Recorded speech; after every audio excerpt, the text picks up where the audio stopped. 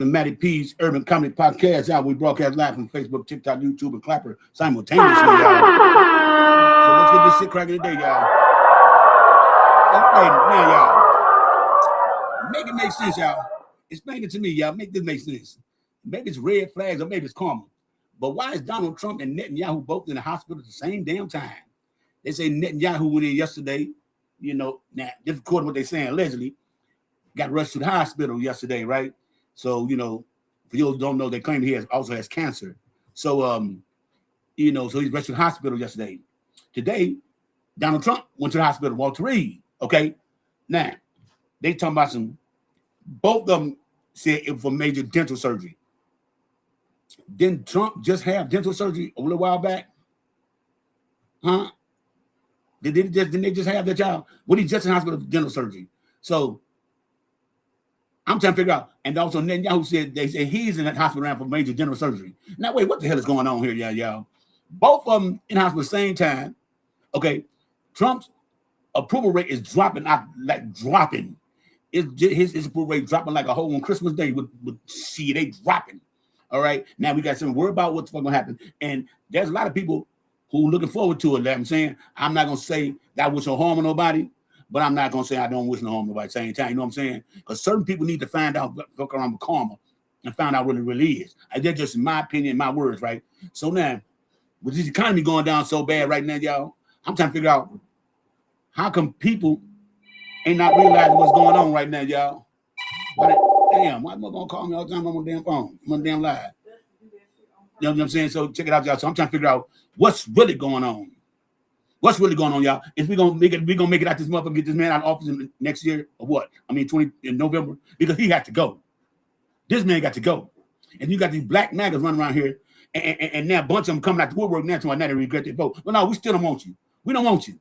All you black mothers voted for Trump. Stay on over there with him, because now y'all fuck around and find out we don't want you with us. We don't want you with us now, because if something happens, you don't come to us for help, because that's what's gonna happen, y'all. Everybody who voted for Trump gonna come for everybody who didn't vote for him. Need help. Help me out. No. Keep all y'all ass over there with the MAGA coat, because that's what y'all voted for, and y'all deserve to stay on over there. You drew the line. You said it's where you want to be, so keep your ass over there. We don't want you. We don't want you. We damn sure don't want you over here, because anybody goes against your own race to vote for a motherfucker who don't give a fuck about you, and then you're gonna stand around here and beg for us to forgive y'all. Maybe y'all online talking about, well, you know, I fucked around and I found out and I made a mistake. And I've seen like 4 or 5 of them up online there. I'm like, damn, wait a minute. Ain't that who y'all voted for said he gonna help, he do everything for black people?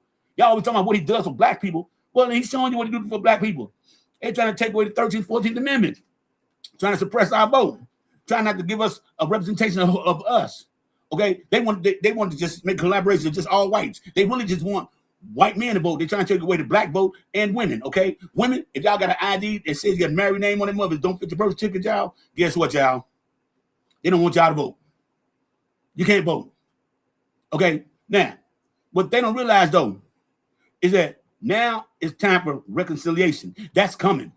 That's coming. Because one thing I found out, 2 things for sure, I know for certain, they fear the black people vote. They fear us. They fear us because they know. They talk all this shit about us, but we know when to come together, when to come together.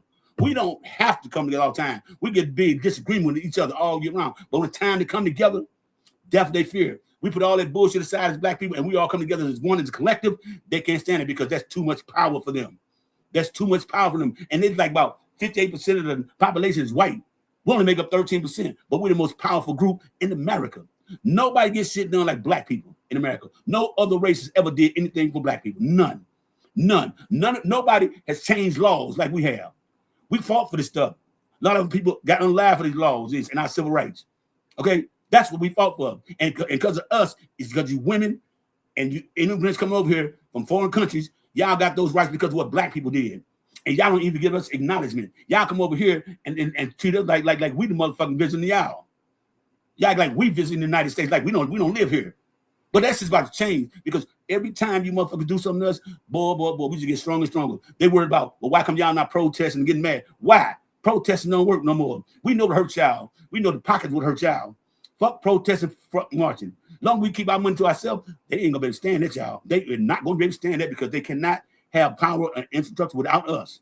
They can't. We make them rich. Black people do. We spend over $1 trillion a year.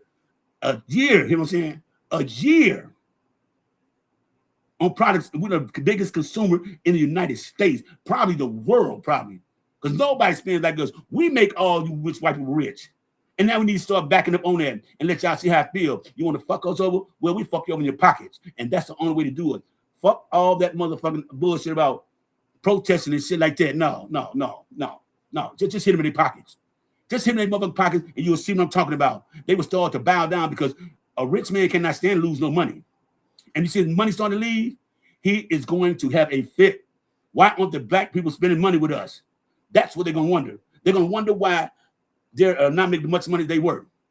Because if black people took all our money and put them in black banks, I keep saying this, I'm in a black bank right now, black credit union right now in St. Louis, okay? I'm in a black credit union, okay? Owned and operated by blacks, okay? And so many people in St. Louis are with the credit unions in St. Louis that are black because they're not putting money into those big banks like Bank of America, Chase and all this shit. They're losing customers because people are waking up now. The only way to beat them is beat them at their own game, the money game. And so in St. Louis, they be trying to give us deals and everything on good credit on stuff, cars and shit like that. No, keep our money in the banks where we at right now. And they can't stand it. You know, they cannot stand it. And with another crazy thing about it is that the credit union I'm in, they call it a friendly loan, right? I can get a friendly loan up to $1,500, but I don't want to take them out like that. You know, you got 3 months paid back, and and it helps build your credit up too. See what I'm saying? I can walk through the bank right now and say I want $1,500 right now, no questions asked. As soon as I get it from the table, it says in your account already. Bam, simple as that. 2 keystrokes, and that's just in my account. So what I'm saying, y'all, support the black banks because for the black banks go and the credit unions is that when you got to apply for a home loan, we rarely get denied. We rarely get denied up here. So I'm saying that's why I have a lot of blacks with property in St. Louis. Own their stuff, not renting, not paying mortgages neither. They own it. Because we in St. Louis, we deal with black banks and credit unions. That's all we deal with. We don't, you may see a few that mess with the U.S. bank and all that stuff, but majority of blacks in St. Louis mess with the credit unions that are black owned and black banks. And that's what we need to start doing. They cannot compete with us, y'all. Our money is too fucking long for them, man. And they need us. We don't need them.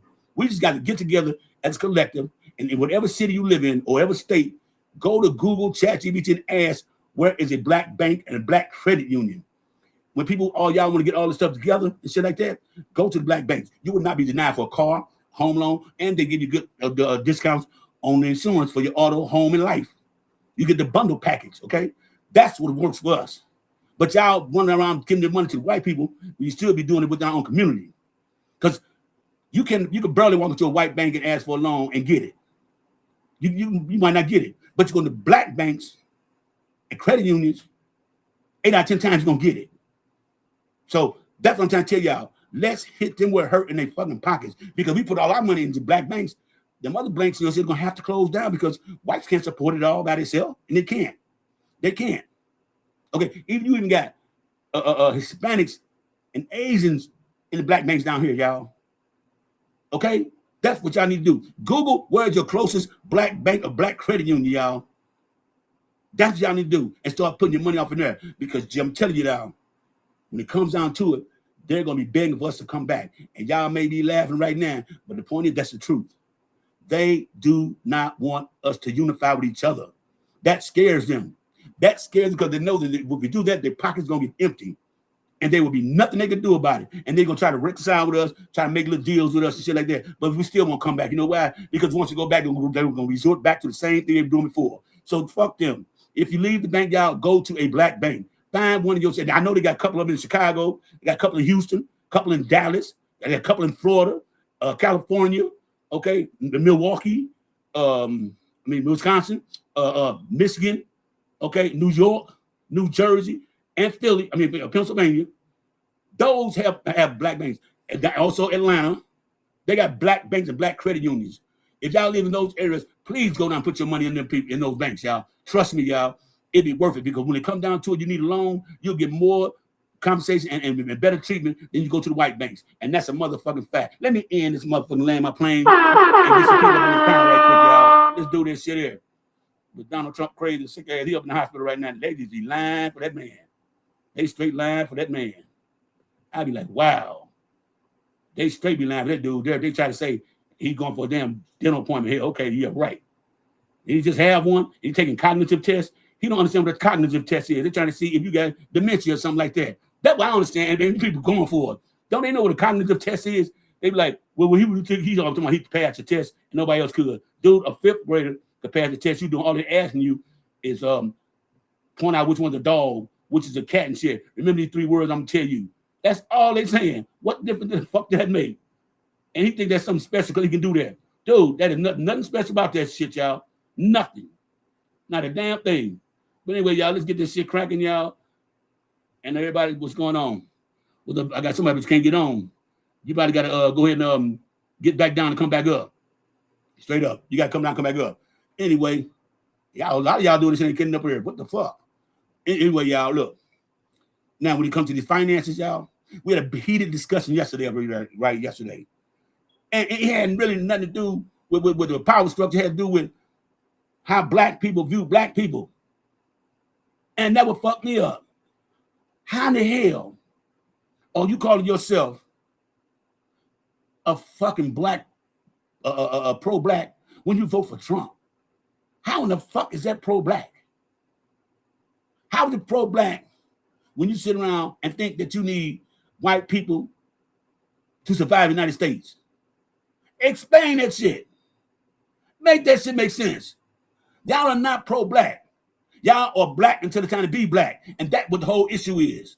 We got a bunch of you bootlegging, sellout, Sambo ass Stephen from Django mothers out there. Straight the fuck up. Straight the fuck up. How in the fuck can you say you love your black people, but you vote Republican and MAGA at the same time? Who are against black people and people of color, period. They're taking away affirmative action, DEI. Okay? You got rid of healthcare services. Okay? You run all branches of government and shit, and y'all still mad. But then you got black people who are good at that shit, who love what the fuck is going on. Clarence Thomas, my opinion, is the main one. He got in school because of affirmative action and shit. Okay? How the fuck you against that shit? The same shit that put him in, he's against it now.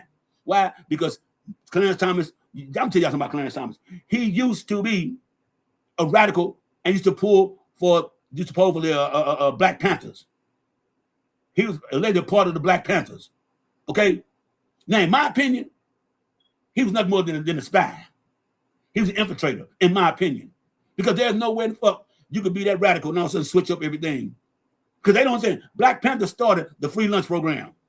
A lot of people don't know that. The Black Panther Party started that. All right? Then let's keep it real. The Black Panther Party started that shit, and the government took over with the WIC shit. Okay? Black Panther did that with the school bags and all that shit, school lunches and breakfast and shit. Okay? But they don't get credit for that shit. All y'all recognize what they tell you about they radicals and all this shit about them blacks and shit like that. So they really got mad when the Black Panther Party marched in Sacramento up to the Capitol, and Ronald Reagan seen all them black folks with them damn pum-pums. Thank you. With them pum-pums, and they said it. We had the right to bear arms, Second Amendment, right? But they didn't like seeing black people with guns, with pum-pums out. They didn't like seeing that shit. Not at motherfucking all. That hurt them because they used their own law against them. The Black Panthers were smart. They had an attorney for them, okay? They had structure. They had everything they needed, okay? They didn't really want no revolution. They didn't want that. They just wanted equality. There is no such thing as equality in the United States, especially for black people. They tolerate us. Let's keep it real. They tolerate us. They have no equality for us, and that scares America because you gave everybody a fair shake and the same kind of rights to equal across the board. They would feel they lost their power and wouldn't know what the hell to do. See, they want to be in control. That's the whole problem. They want to be in control. And what makes me mad is when I see black people, yeah, boss, yeah, you right there, yeah, boss, talking bad amongst us. We can't do shit without somebody black infiltrating what we got going on. They go tell the white people what the fuck we doing. That's why Harriet Tubman said, everybody ain't gonna be able to come. Let's keep it real. Let's keep it 100, y'all. Harriet Tubman said that, right? And she wasn't lying, because right now, if we had a motherfucking Underground Railroad or something going on right now, it'd be a dumb-ass Negro on the phone FaceTiming and going live stream telling what the fuck we doing. It's always gonna be that way. It's always gonna be that way. There ain't no bullshit, no lie about that, and that's a fact. Black people sell us out quicker than any other race will. So they think they'll get a piece of the pie, and they think that they're going to be accepted as being one of them. When the whole time they just use y'all ass for your votes and your information. That is the damn truth right there.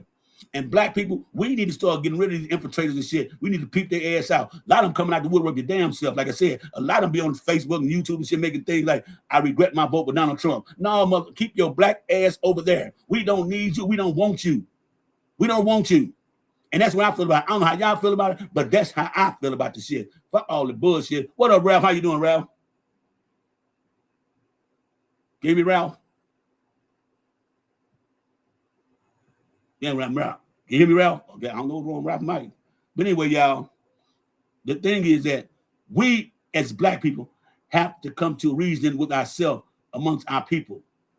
I'm not talking about all black people because we know we got some that don't consider themselves black at all.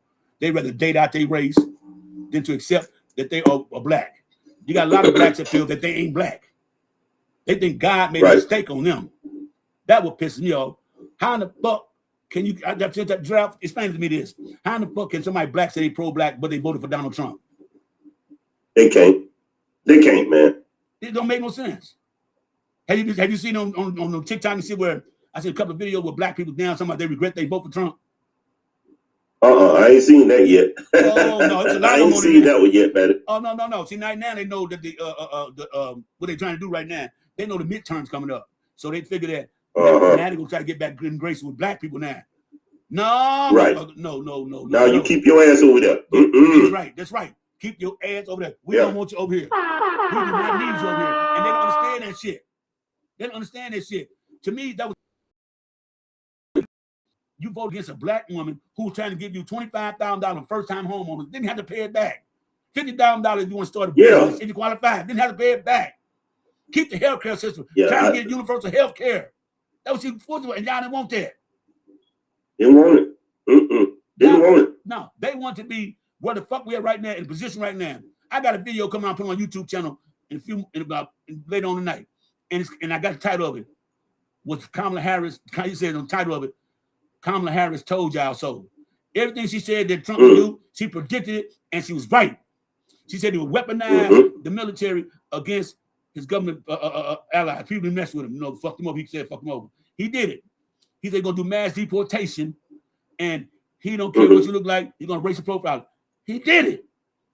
She said he's going to take away health care. He did it. He said the tariffs will ruin the country for taxes, and we as consumers have to pay that. He did it. She said his economic plan will crash the United States into a recession. He did it.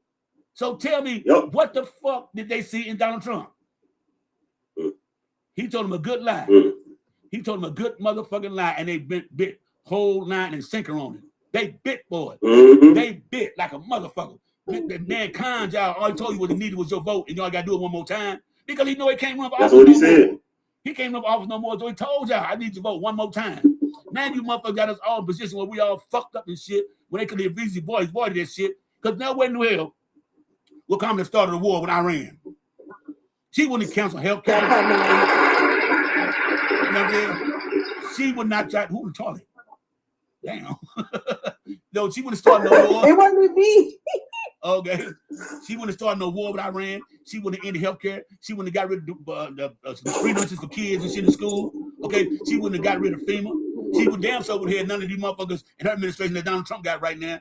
She wouldn't have had none of this shit in office. We'd have been better off with Kamala Harris, but these motherfuckers right now don't seem to understand that. Y'all voted for a motherfucker who just can fuck us over and don't give a fuck about the United States. She just said about a week and a half ago, I don't worry about the American finances. I don't even think about it. That I told y'all right there. He don't give a fuck about us. And they still riding this man nutsack. What the fuck going on? What up, Candy? What's going on, Candy? Hey, y'all. You preaching, man. They going for racism and hate. So this minute turned the economy up. Everything he said Kamala gonna do, he doing it right now. That's why I say his projection. That's what I said. That's why I say I think Donald Trump a black woman. Because everything black woman said, she said black woman gonna do, he did it. So he must be the black woman. That part, man. Oh, hey y'all. Have y'all heard that he trying to blame Obama for the new Iran deal? Yeah. Come on, dog. That man. No, I didn't hear that. That man cannot keep Obama out of his goddamn mouth. That man is obsessed with Obama. Obama has been in office in 10 years. 10 years. And he's still talking about Obama. What do Obama got to do with the economy right now? No, he wants the same deal Obama had with Iran, but he wants his name on a piece of paper. He wants to publicly do it because of his ego. That's what he wants. And then how you negotiating with them when you dropped some damn bees on them yesterday? Wait, what, man? He did again? Yes, he's supposed to be negotiating with them with a ceasefire, and he goes and drops some goddamn, attack them again. This man wants a war, y'all. This man wants a war. Oh, Ain't no way in hell. Ain't no way in hell you cannot tell me he don't. And in my opinion, and it's just my opinion only, some might agree with me, some not. I think it's still a cover up for the goddamn e-files, in my motherfucking opinion. Because there is no way, there is no way in motherfucking hell that this man could be this self-centered, egotistical. Because he can't. There's no way. Whoever to tell him to do shit, they need to be impeached too. And I'd be glad when the midterms come so they can get his ass out of office. They need to get his ass out of office because as long as he's in there, we ain't gonna have shit right. Gas so motherfucking high right now, boy. You're gonna see motherfuckers start hijacking gas trucks around this motherfucking minute. Oh man, you know the race between Cornyn and Passing that comes up tonight. Oh, it does? Yup. Between Cornyn and Passing up tonight. Well, Paxton gonna win. Who gonna win. Well, Paxton gonna win. We already know that. Paxton is gonna win. Yeah, that's why I was saying Paxton gonna win. Yeah, I feel like he is gonna win though. What's up, Medusa? Unfortunately, he's gonna win. And Lena, y'all come on up. Y'all come on up. What's up, Douglas? What's up, Doug? Yes, Caucasian guy here, 61 years old. I'm 60. Okay. You were talking about you were talking about the credit unions earlier, the black-owned credit unions. Yeah. Do you know that the way you made it seem was if you're black, you walk in there and they're just you sign your name and you're gonna get money. I say that's not how it works. No, I say you stand a better chance.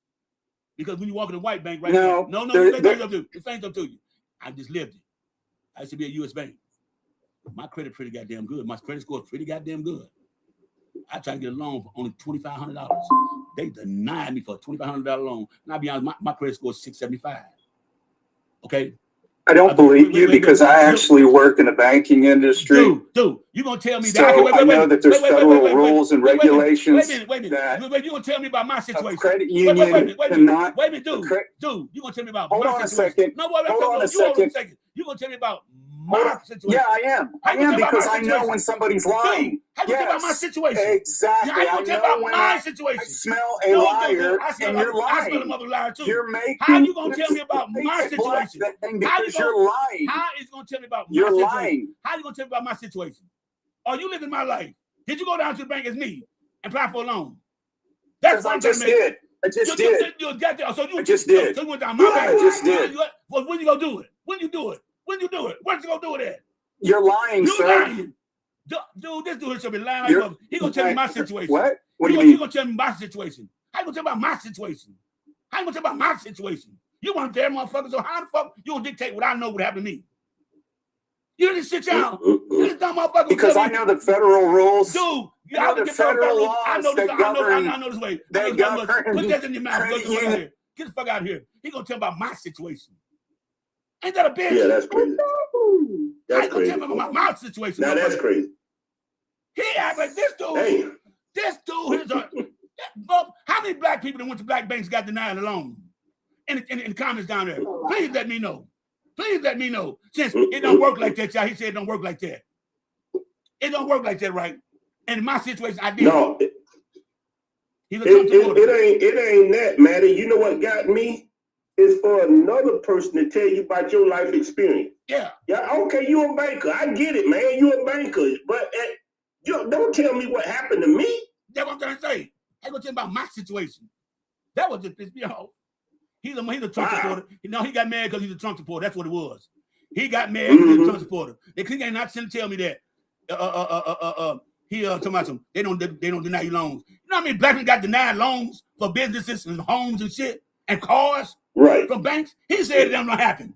He said it don't happen. So that means if it happens, that means black people sitting good then, right? We should have a whole lot of credit, good credit scores and shit like that, right? This dude need to sit his ass down some goddamn word. He gonna talk about some U.S. Bank, and they the most racist of them all. I don't give a fuck nobody say U.S. Bank is a motherfucker. You can barely get a loan out of that motherfucker. You can't get shit. How many of y'all ever got a loan from U.S. Bank or Chase? Huh? Or Bank of America? Or Wells Fargo? How many of y'all black people? You don't get it. They want to give you what they want to give you. And for this motherfucker tell me about what my situation is, you wasn't there, motherfucker. How the fuck you gonna tell me about my situation and you wasn't even sitting up in the goddamn office talking to the people? That's what I'm trying to figure out. How the fuck he think he gonna tell me my situation? The fuck is that's crazy. Oh, you me, motherfucker? This dude is sitting on the line like a mother. So black people don't never get turned down, like he said, y'all. He said black people don't get denied loans. Shitting me. Shit me. Hey man, Maddie, listen, I disagree with that. I got a free ass ink pen when I left that bank. Okay. I had to run like hell when I got to that door because I knew they was calling the cops when they found out that ink pen was missing. He gonna try to say they don't deny you because the federal system works like this. The federal system is corrupt, dude. They've been doing shit like that to black people. That's why a bunch of banks got sued and shit. What the fuck is he talking about? He act like black people to get loans off the top. We ain't getting no shit off the top. Man, Maddie, listen. Yeah. They in the... Was they chilling?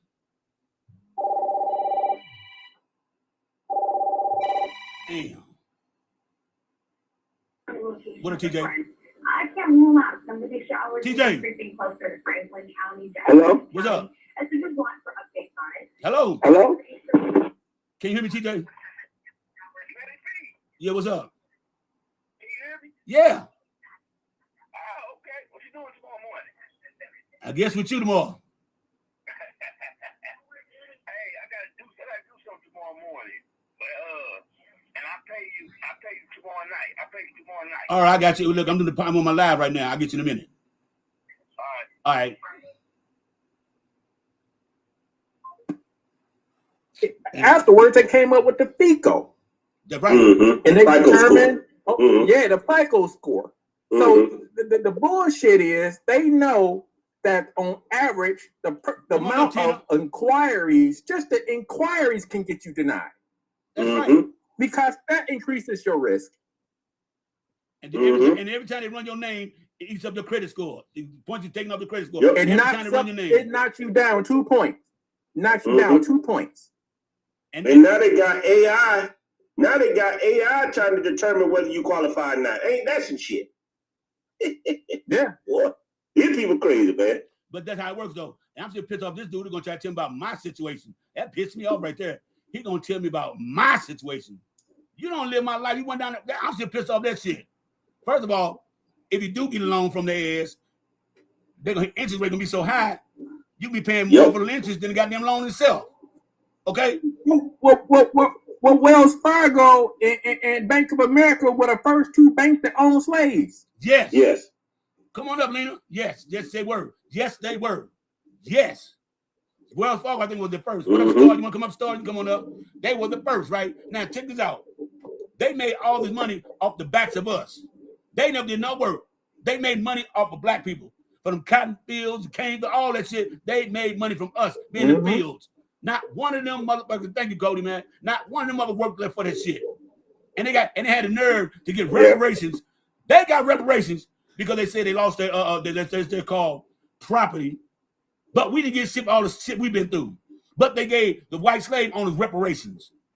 What type of shit? But you were the property. That's right. But Maddie, you were the property. Yes. But we didn't get. That's why they came up with stocks and bondage. Yes. Slave owners had insurance on us, and they paid out. Them banks paid out the insurance when anything ever happened to a slave as well, y'all. Ain't that crazy? Thank you, man. That's fucking crazy as fuck, y'all. And what really pissed me off that, you know, they came to the term Black Friday, right? Or the black market, right? You know they came from, right? Mm-hmm. What they would do? Yeah, sure do. What they call auction off slaves. Yes. the black market. Mm-hmm. That's where the term come from, y'all. And I don't see why black people still talking about they're going on a picnic.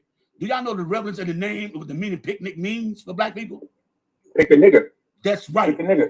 Anyone see, and they would go down there, put them on. They would actually hang us too. Yeah. But they would hang us during picnics. And they would take and take they body would parts. actually, and also they would actually gather around a campfire and eat and in the midst of the forest while you were burning on that damn tree, and they would tell stories about what they did to you afterwards. Taking body parts. That's where That's what they would kept body parts as souvenirs. Yes.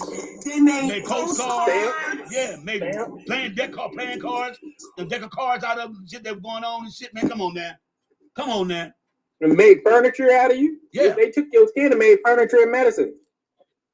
Yeah, they ate you too. Yeah, they ate you. Well, damn. Mm-hmm. Well, damn. They ate. They're like the Negro. The father of gynecology, the shit that he did to females. Oh yeah. I have a book on it. I can't say it on here. Every time I say that book, they tell somebody to drop me. So I'm just gonna say, M apartheid. If y'all are interested, okay. Write in the comments. Book. Put in the comments. All right. Yes. And that shit so appalling to me. I was at. We've been through so much shit in the United States, so much shit, but we still fucking here. We are still fucking here. They can't get rid of us because we're not going nowhere. Just because y'all birth population rate going down, don't mean everybody else is. Okay? Mm-hmm. Y'all the ones out there going to get vasectomies and shit. Not us. We want to see our people grow. We don't have time for that bullshit talking about if a woman, and I get tired of when people get mad at women because she has 2 or 3 kids. So what? Who gives a fuck? As long as they take care of who give a fuck. That's what I understand. Black people are quick to down another black woman, quick than a motherfucker for no reason. So what? You say, well, she got 3 kids and she number 20 years old. So what that mean? It don't take away from who the fuck she is. None of that shit. And the black women get out there and struggle hard. One, they got to deal with all the racism with white people and shit like that, especially other against white women against them. And then they got to come home and deal with Negroes like us, the men. We make it double hard on them. No, Maddie. No, Negroes like them. Like them. Okay. We don't talk about our women like that. Them Negroes. No. I expect my mama, my sister, my grandmother, my aunts and shit, nieces. Okay? I can't be no hypocrite. I love my black women. Right. I have never dated out my race, ever. Right. And I can honestly That's say right. that. But Maddie, out of all fairness, I done seen some weird shit on TikTok, and you twerking with it in front of your damn kids. That's not acceptable. Yeah, but that's still not acceptable. Still not. Wait a minute. Then what about white people always showing their kids, they whooping their kids on TV, on YouTube and shit like that? Nobody say nothing about that, but the first time a black woman twerk in front of a camera with the kids, it's a big problem. It's a big problem. Look at the white lady. I forgot what was But here's the thing, Maddie. When the devil does demon shit, it's useless to criticize the demon. But when you always want to expect the best from your people, you can't expect. You always expect the best from them. No, you can't expect the best from them. Why not? You're gonna accept what they do because everybody don't think alike and act alike. If she's twerking in front of a kid, she may not feel that's wrong, but that's her opinion. That's her right to do what she want to do. Now, there's going to be consequences. There's going to be consequences probably, but you cannot dictate nobody's life telling them what they're doing wrong with their kid. You cannot go to somebody and tell them they raising their kids. I agree with that. You can't tell agree with that. People raise but we have. But what makes a community? The point that I'm making is, Maddie, is what makes a community is that we just don't sit back and watch somebody. Well, yeah, I can see a chick walk out in front of a car in heavy traffic, but I can't always assume that her intentions is to get hit. But I can't also assume that her intentions is not to get hit. It's my job as a man is to protect her, and sometimes correction is protection. If we don't correct each other, see, that's what builds community, is how we correct each other. If you correct each other, you protect each other. You can't protect people without correcting them. It's impossible. But Chili B, if I could say it like this, I agree with you. I didn't detect no lies in what you said. But you know what I was always taught, Chili B? What's that? I was always told it ain't what you say, it's how you say it. I think we're very nasty to one another when we're doing correction. And that some of us, I'm gonna just say some, not all. It ain't never what you say, it's how you say a thing. Even if you correct me as your brother, I listen to you, but you gotta come correct. You just can't say any goddamn thing to me and think I ain't gonna push back. Yeah, you gotta speak the truth in love. You know what I mean? It's gotta be with love. You know what I mean? I can dig it. I don't like that. I would say, no, you shouldn't do that in front of your child. But at the end of the day, it's how you go to a person and just say, you know, and if they receive it, they receive it. If they don't, then that's on them. Well, my point is this, that's though. true. My point is this, though. You cannot tell nobody how to raise their kids. That's facts. You cannot. You can say everything you want to. That woman gonna raise them child, they're gonna raise the way they want to. Look at back in the day. We got our ass whooped down there. What they would do right now, my parents would be locked the fuck up for life. The way they beat our ass. Right. Okay? Mm-hmm. Anybody tell me you shouldn't do that to your kid? You go to school with whelps on your ass at school, and then the motherfucking teachers look at you and don't say a goddamn thing. Now, how many of y'all went to school after you got that ass tore up the night before with a whelp on your ass? From that of course. Absolutely. I remember my brother got his ass whooped, and my brother called the cops on my mom. The cops said, "Good job." Left. Yes, I'm saying. Back then, they didn't give a fuck about all that shit. So I say, you can't tell nobody how to raise their kid. They doing the best they can, the best they know how. And if they wanted your opinion, they'll ask you. But until then, can't nobody tell no woman or father how to raise their children, because can't nobody tell you how to raise your kids. Nobody can tell you how to raise them. You raise them because you feed them. You put clothes on their back, roof on their mother head. So you got the right to raise them how you want to raise them. That is simply that. It's not that they your property, but them your kids. They are part of you. And some of us get the structure of raising our kids like our parents raised us. And that is a fact.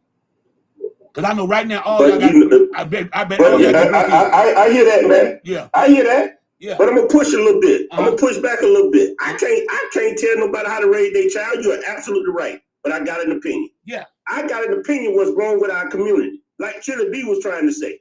I still got a fucking opinion. Now, whether you go with it or not, that's your opinion. We all got opinions. But I still got an opinion. You can say, Rab, you can kiss my ass. I don't believe nothing you just said. That's your opinion. But I still got a voice. Yes. And all of this goddamn clowning and bullshitting going on in our community, it needs to stop. And that's the fact. That's my opinion. Okay, but what about that's just my opinion? But wait a minute. You got to remember something, too. People who are raised by their parents also take on the characteristics of what they seen growing up. If a woman seen her mama, if a girl sees her mama with different men all the time, more likely what she gonna do? Grow up and have different men all the time and out the house with kids. But is it right though? We know it's not right. Is it right? We know it's not right. Okay, then that's all I'm saying. But in my opinion, I still cannot tell them about their kids. What you doing is wrong. You ain't heard a goddamn thing I just said. I said I got an opinion. Wait a minute. I'm alluding to I still got an opinion. Well, Ralph, you let me finish. Now, yeah, go ahead. I can suggest that to them. In my opinion, what they need to do to correct themselves. But it's up to that person to accept it or reject it. Yes, sir. I agree with that. And sometimes I can dig that. Certain people, you don't want to interject nothing into them. Yeah, I just say, well, they're going to do it, whatever the fuck they want to do. And I don't sometimes say shit about it. I may. Yeah, me too. I walk away. Yeah, I don't say shit. I walk away. I won't say a damn thing. Yeah. But listen, you have to define what is a village. Is a village just a group of motherfuckers that just live in proximity but don't communicate? Or is a village a group of motherfuckers that live in a community and do communicate? I remember, man, anytime something went down in the neighborhood, everybody knew about it. Yeah, my neighbor just whooped my ass. Somebody did something about it. My neighbor whooped my ass one time and told my mom to work. You know what I'm saying? But you guys, one thing you got to remember though, y'all. What we consider is wrong in our opinion, the way that girl's raised is the way she's gonna raise her kids. Right. And that is a problem. That's real. Because kids emulate what they see. But how can you have a community without unity? Well, let me get opinion from women. Wait, let me get women's opinion. Like the shit that goes on with the pay people raise their children is generational. I can't hardly hear. Maddie, it's You can hear generational. her? I can't hear. You can't hear me? You sound like you're somewhere and you're Yeah, you're like you're going in and out. Yeah, going in and out. Say it again. All right, can you hear me now? She said raising the kids is generational. Yes. It's like We can't hear you. Yeah, you are you driving, Star? no, I'm not. We gonna put your earbuds in or something. We can barely hear you. Can you hear me now? Yes. Yeah, I can hear you. Yeah. Yeah. No, so I said some of the things that go on are generational curses when people are raising their children.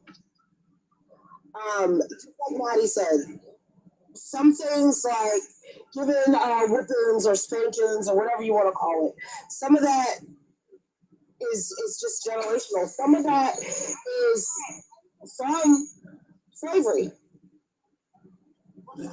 It's been passed down, manipulated. This is how we keep them in line because our counterparts don't always get whippings and shit like that. Mm-hmm. Right. Do you understand what I'm saying? Yes. Yeah, absolutely. Every race of people raise their children differently. Because I know the fact blacks, Hispanic, Asian put hands on their kids. Mm-hmm. With no problem. Think about it. None of that. I want to hear from some more women on here. Let me hear from Lena. Hey, Lena, come on, talk to me. How do you feel about that? Is it a generational thing, how people raise their kids or what? The generational stuff is gone. I mean, look at the kids now. They're not the same. They don't grow up. They didn't grow up like we did. So they don't have the same values and morals that pretty much everybody on this panel does have. You know, our parents taught us that you respect your elders and things like these kids don't care no more. They don't respect elders. And you know who I blame for that? The 1980s babies. Because they came to the era where most of their parents were blackheads. They were in the household.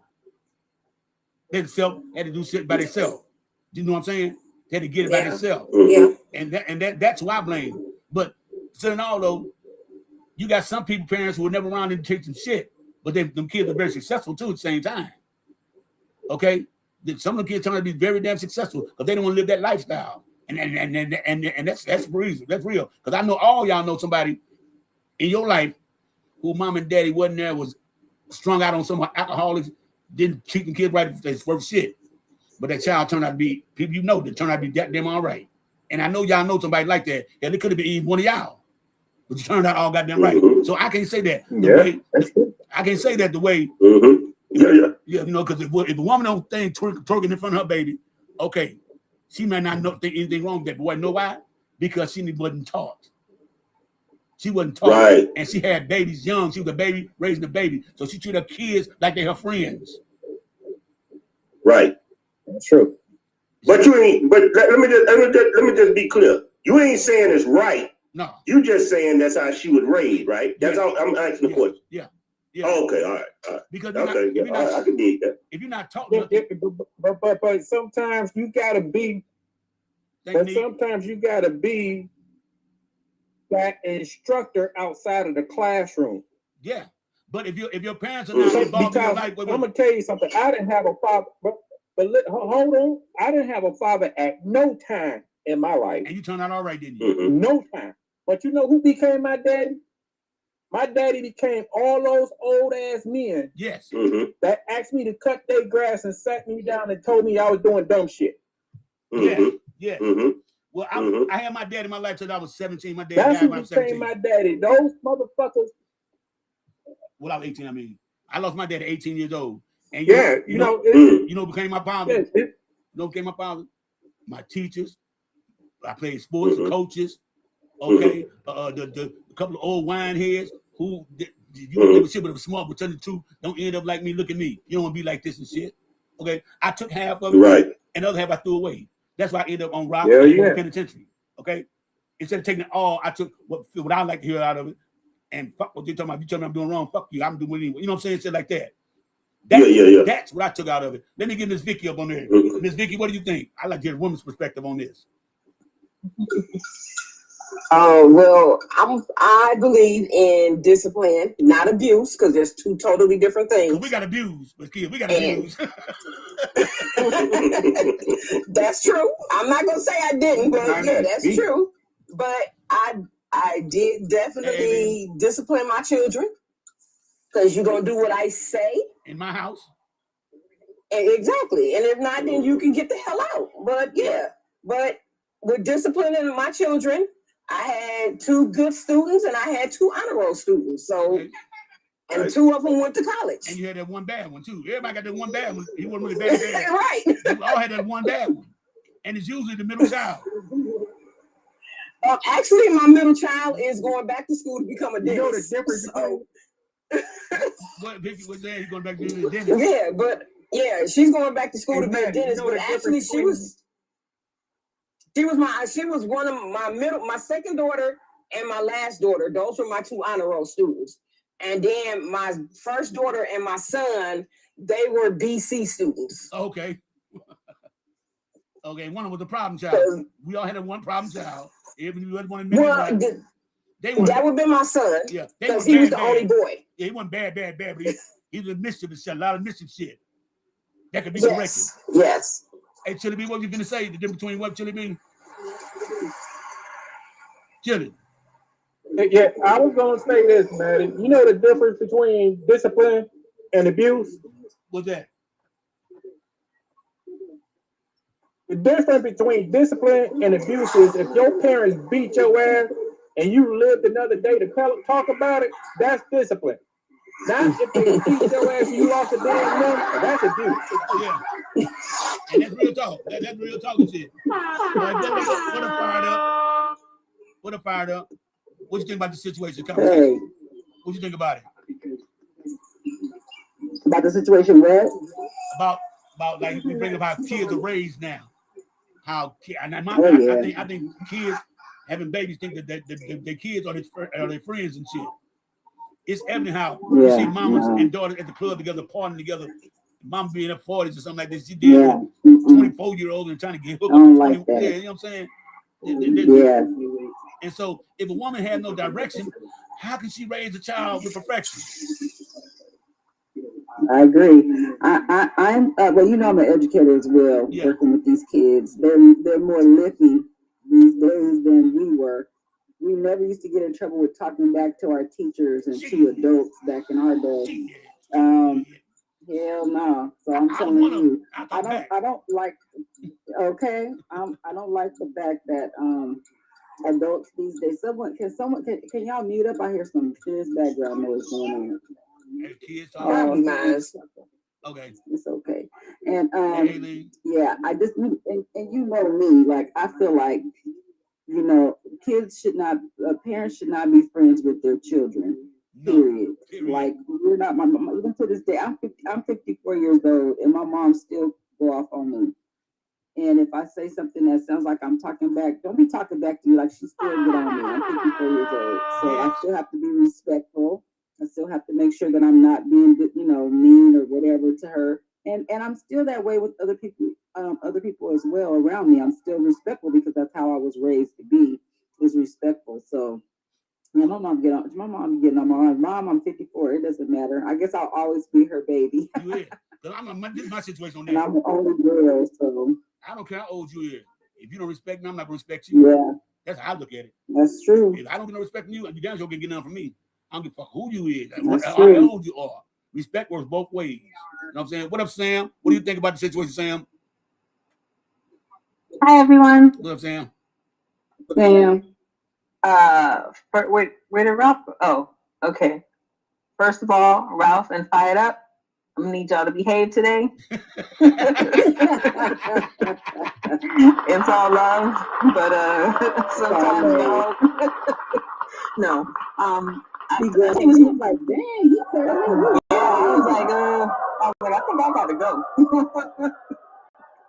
But it was a touchy subject, so I get it. Somebody mentioned the thing about community, right? And I think that is to blame more than 80s babies. Because first of all, I'm an 80s baby. So take that and shove it, Maddie.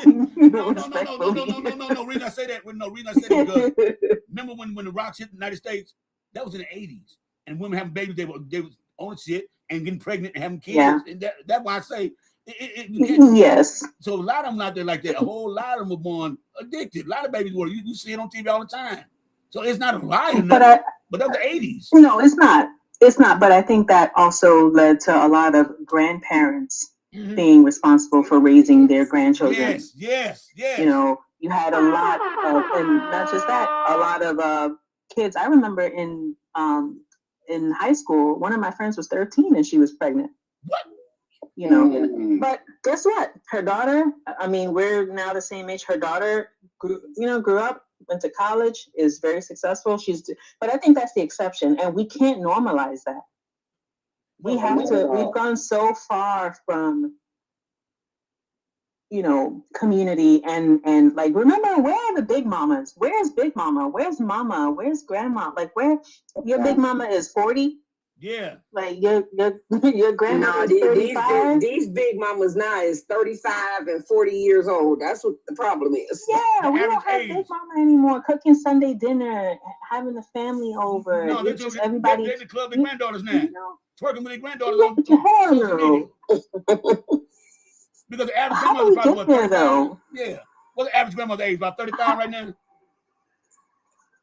35, 36 years old. I mean, because you got to figure if a child has a baby at 13, and then that baby turns around and have a baby at 13, 14. That has the grandmother now at 26, maybe 27 years old. And then if that child repeats the same cycle, then the grandmother at this point is 39 years old. You got that right. My daughter is 13. My daughter is 13 years old, and she's so, she's not an angel, but she is very innocent at the way she should be. Okay. And if my daughter came to me and said that she was pregnant, we will be at the clinic first thing in the morning. And I'm not for baby in a reckless way. That's like you go out there, be reckless, and then, just go to the clinic. But absolutely not. No, my 13-year-old will not be carrying that baby. I'm sorry. And after that, you are going on birth control. And exactly. And your ass will be it's just gonna end up being me raising that kid. Yes. Exactly. No. What does 13-year-old know about raising kids? Huh? What does 13-year-old know about raising kids? It ain't no fucking baby doll. So what the fuck you know about raising a kid? Not a damn thing. And then when nothing is that if the child be pregnant at 13 and have a baby, and the mama she seen what her mama was doing, then that child really don't stand a chance. Because if the grandmama got to raise the baby, then she really fucked up. Because the daughter don't see what the mama was doing. And then when, like what you said, repeat the cycle all over again. The cycle repeat. Because how many women had kids young, and now their kids having kids young now? It's a cycle. They never got to live a childhood because they had to be parents. And a lot of them dropped their kids off their mom and dad's house and left and ain't never came back.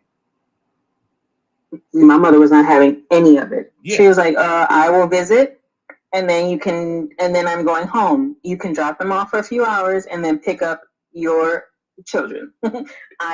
She was not the type of grandmother that was like, oh, your kids can spend 3 or 4 days here. No. Oh, no, they don't go over there. Oh, hey, Candy, we skipped all over you, Candy. What you think, Candy? I do believe it is generation 2 and a lot of girl 2 that had that strict parenting. My dad didn't play that with me. My dad let me know. I was 6 years old. He talked to me.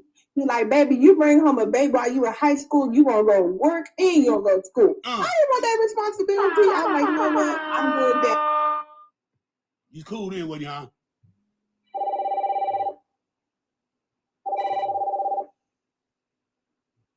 Awesome. All right.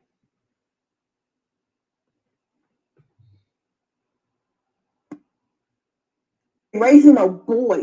Thank God I had my dad, my brother help me, but raising a boy right now and you being a woman, it hard as hell. Because I can't relate to certain stuff my son going through. I told him go talk to your papa or uncle. I can't relate to that kind of woman. I can care about you getting that care and love, but certain stuff I can relate to because I ain't got what you got. So we're not gonna be able to really. So it really generation, and then this generation is hard raising the kids right now because y'all see like social media, TikTok, and all this, and their friend peer pressure. It is so strong right now. Me and my kid have a good relationship, and he tells me stuff. He like, Mom, my friend told me to do this. I didn't do it, but my other friend did, but he didn't want it. He was scared to say no. So it really is generation and the environment. The environment keep going through right now. Cause I'm like born 89. I didn't have to really go through what my son went through. Cause you remember y'all back in the day when kids wanted to fight you, they came and walked up in your face. They want to do social media, TikTok, all the internet moves. They ain't gonna come in your face. Either y'all gonna fight or whatever. That's how it was. So Yeah, so this different. This internet bullying is out of control. Yes, it is. Yes, it is. And it's the adults too, though. That's what make it even worse. It's the adults too. That part. The adults want to fight their kids' battles. Yes. Like if you don't let them two kids, when I was growing up, me and my neighbor, we probably fought once a month, but them other 29, 30 days we played. My mom and her mama didn't get into that mess. They whatever it is, they could work it out. That's right. Imagine this though. One time I got. We got somebody. One time I got. Finish what you're saying, Vicky. No, saying one time I whoop her. The next time she whooped me. The next time I whoop her, it just went back and forth. It was a back and that's how you learn how to fight. Yeah, exactly. I love it. Well, one time when I was growing up, for some reason I used to always get bullied. I guess because I was the nerd growing up. And so I remember one time when my some girls got on my school bus, and I'm like, why are they getting on my school bus to go home? Like, y'all don't go this way. Like, it was odd, right? And so when I got home and I got off my bus, they got off the bus. It was two of them. One big. Why is it always got to be one big giant one? Miss Vicky, can you up, honey? I'm sorry. My grandbaby's in the back talking. Yeah, they sound so happy. That's a good thing. But yeah, so I remember I was always got to be one big one and one little skinny one. Anyway, they were both black. So we got off the bus. I was trying to walk home, and then they started picking on me. I'm like, why are you guys bothering me? What do you want, right? So they started hitting me. And then they knocked me down, and I went home, and I walked down the hill to my house. And then when I got home, my mom was like, what happened? And I told my mom what happened. And she took me, my mom got out of the house. She said, come on. And she took me. That woman literally had me go back to the place, and she took me up to them, and she said, now, I'm not going to jump in. My mom told her, I'm not going to jump in unless you jump in, but you guys want to fight? It would be a fair fight? She says it's going to be a fair fight. Not both of you on her, but you. She pointed to the little one and pointed to me, because I was really skinny back then, too. It was really small. And my mom said, you guys are going to fight. And then she told the big one, she said, if you jump in, then I'm going to jump in. That's what my mom told me. I'll never forget that when I was younger. But she was like, oh, no. She said, if you guys want to pick on my daughter, she said, you're going to pick on her. You're not going to do it without me. She said, you're going to do it. Let's go. And she had told them, and we were right in front of the police station, y'all. There was a police station right there. And they were like, you want us to do it right here? They're like, you want us to do it right here in front of the police? My mom said, yeah, you guys are trying to jump her away from her. Why? You guys going to jump her now or what? And then they were like, oh, no, we're good. Never mind. We're good. And then they left. I was like, no, Mom. Hey, y'all, we got somebody new up here, y'all. I can't believe that. Did anybody get Neek up here? My mom didn't say that. Did anybody get Neek over here yet? You up here? Oh. Neek at top. What up, Neek? Hey, Neek. Hey, how are you guys? What's up now? What's going on? Good. What do you think about the situation, about the generation, about the situation, conversation we're having? What's your impact on that? I didn't even hear anything. I heard some people chiming in about being single parents and well, we're talking about how other stuff. Well, it started out when he said that Black women need to stop twerking in front of their kids on social media. And I told her, you really can't tell nobody how to raise their kids, except they weren't raised by their mom or nothing. So they only do what they think is right, and they think their kids is their damn friends right now. And that I believe. Right. Go ahead. You got an opinion? I just think it's the way you dance in front of your kids. It's how you speak in front of your kids, and it's the things you say in front of your kids. Kids are like sponges. They absorb everything, and they mimic everything. That's right. So if you want to twerk or do whatever you want to do, And I would say go in your bedroom and do it, because then you'll have 3-year-olds and 4-year-olds perking and dropping down to the ground and all that. I don't think it's cool, because you got men looking at this and you have some sick individuals. So seeing the little girls do all those little dances, they being watched. Of course. Mm-hmm. But if you choose to dance in front of your kids, who am I to say no, you can't? That's your decision. That's right. Because everybody gonna raise their kids differently. Where either is opinion you have or just watching it. Because at the end of the day, that woman got to raise them kids, because you're not feeding her kids, you're not putting a roof over their head, not putting no clothes in their back. That's the first thing gonna tell you. So sometimes I don't even say shit. I just keep it moving, because it's not my business to try to correct nobody who I see and know damn well ain't gonna want to hear what the fuck you got to say. You can just look at a person and tell them they ain't gonna listen what I got to say, and that's real talk right there. You just got something that. Now I raised 3 by myself. Well, my mom helped me also, but there was no dad present. But still, I try to instill certain things to my son. Now, it's certain topics and stuff I can't talk about with him because I don't have that. Right. But I can inform him to wrap it up. Don't go in head first. Put a little something over the head and then you go in. Yeah. But then other conversations I can't really have with him, like I said before, because I'm not that male figure. But I still try to direct him in the correct path.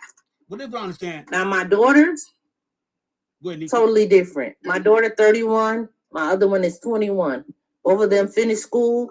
And I'm not knocking anybody kids that have kids young. I was somebody child that had a baby young, but my kids don't have babies. That's a good thing. They want to enjoy their life. Okay, but if I understand, why do some women say, I raised my son to be a man?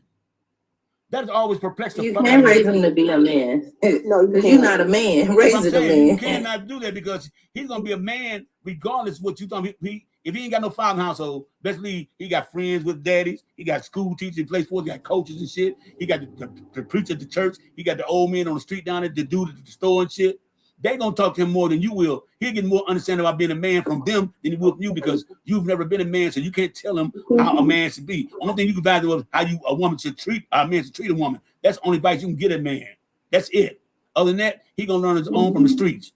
That's straight up. Because I know a lot of people who don't have problems in their lives and they turn out to be good. Because you'll never put it like this. You'll never hear a man say, I taught my daughter how to be a woman. Hell no. We don't know about sanitary napkins and training, bro. We don't know about none of that shit. I agree. Yeah, I agree. Yep. You know what I'm saying? Well, Go ahead. Man, that's true. That's true. I'm Situation, right back in, you guys. When I went through my situation, my dad would tell me, go to your mama. Yes. Go talk to your mama. Yes. Go to your mama, girl. We don't know about no training, bro. I'm grown. We don't know about no sanitary. He don't want to hear that stuff. How to change, how to put them in. Man, he don't want to hear that stuff. No. I'm grown, man. He don't want to hear that stuff. When I be talking about female, he like, girl, look, can you go in there and talk to your mama? I don't want to hear that. And I'm telling you something right there, right now. Don't no man, I don't give a fuck how old you is, want to accept the fact that you got a boyfriend and what you doing in your bedroom. No father really want to hear none of that shit. Even though he don't want to hear that shit. He really don't. You know what I'm saying? He really don't. And that's real talk. That's true, man. That's true, man. I'm the only girl. My dad got 4 boys. I'm his only daughter. Baby, I am 37. My dad still makes sure, like, where you going? I'm not trying to ruin you. I'm not trying to ruin your life. Where you going? I'm gonna make sure you're safe. You daddy's girl. You ever heard that? Daddy's girl, mama's boy. You ever heard that saying? That's what it is. Now, I'm not saying to all women, but most women will kick their daughter out before they kick their lazy ass son out the house. The son can stay forever, but the daughter she turned 18. Most time she got to get the fuck out. Most time they go to school. But the mama, for some reason, I don't know if it's jealousy or she feel that there's only going to be one coochie in the house or whatever.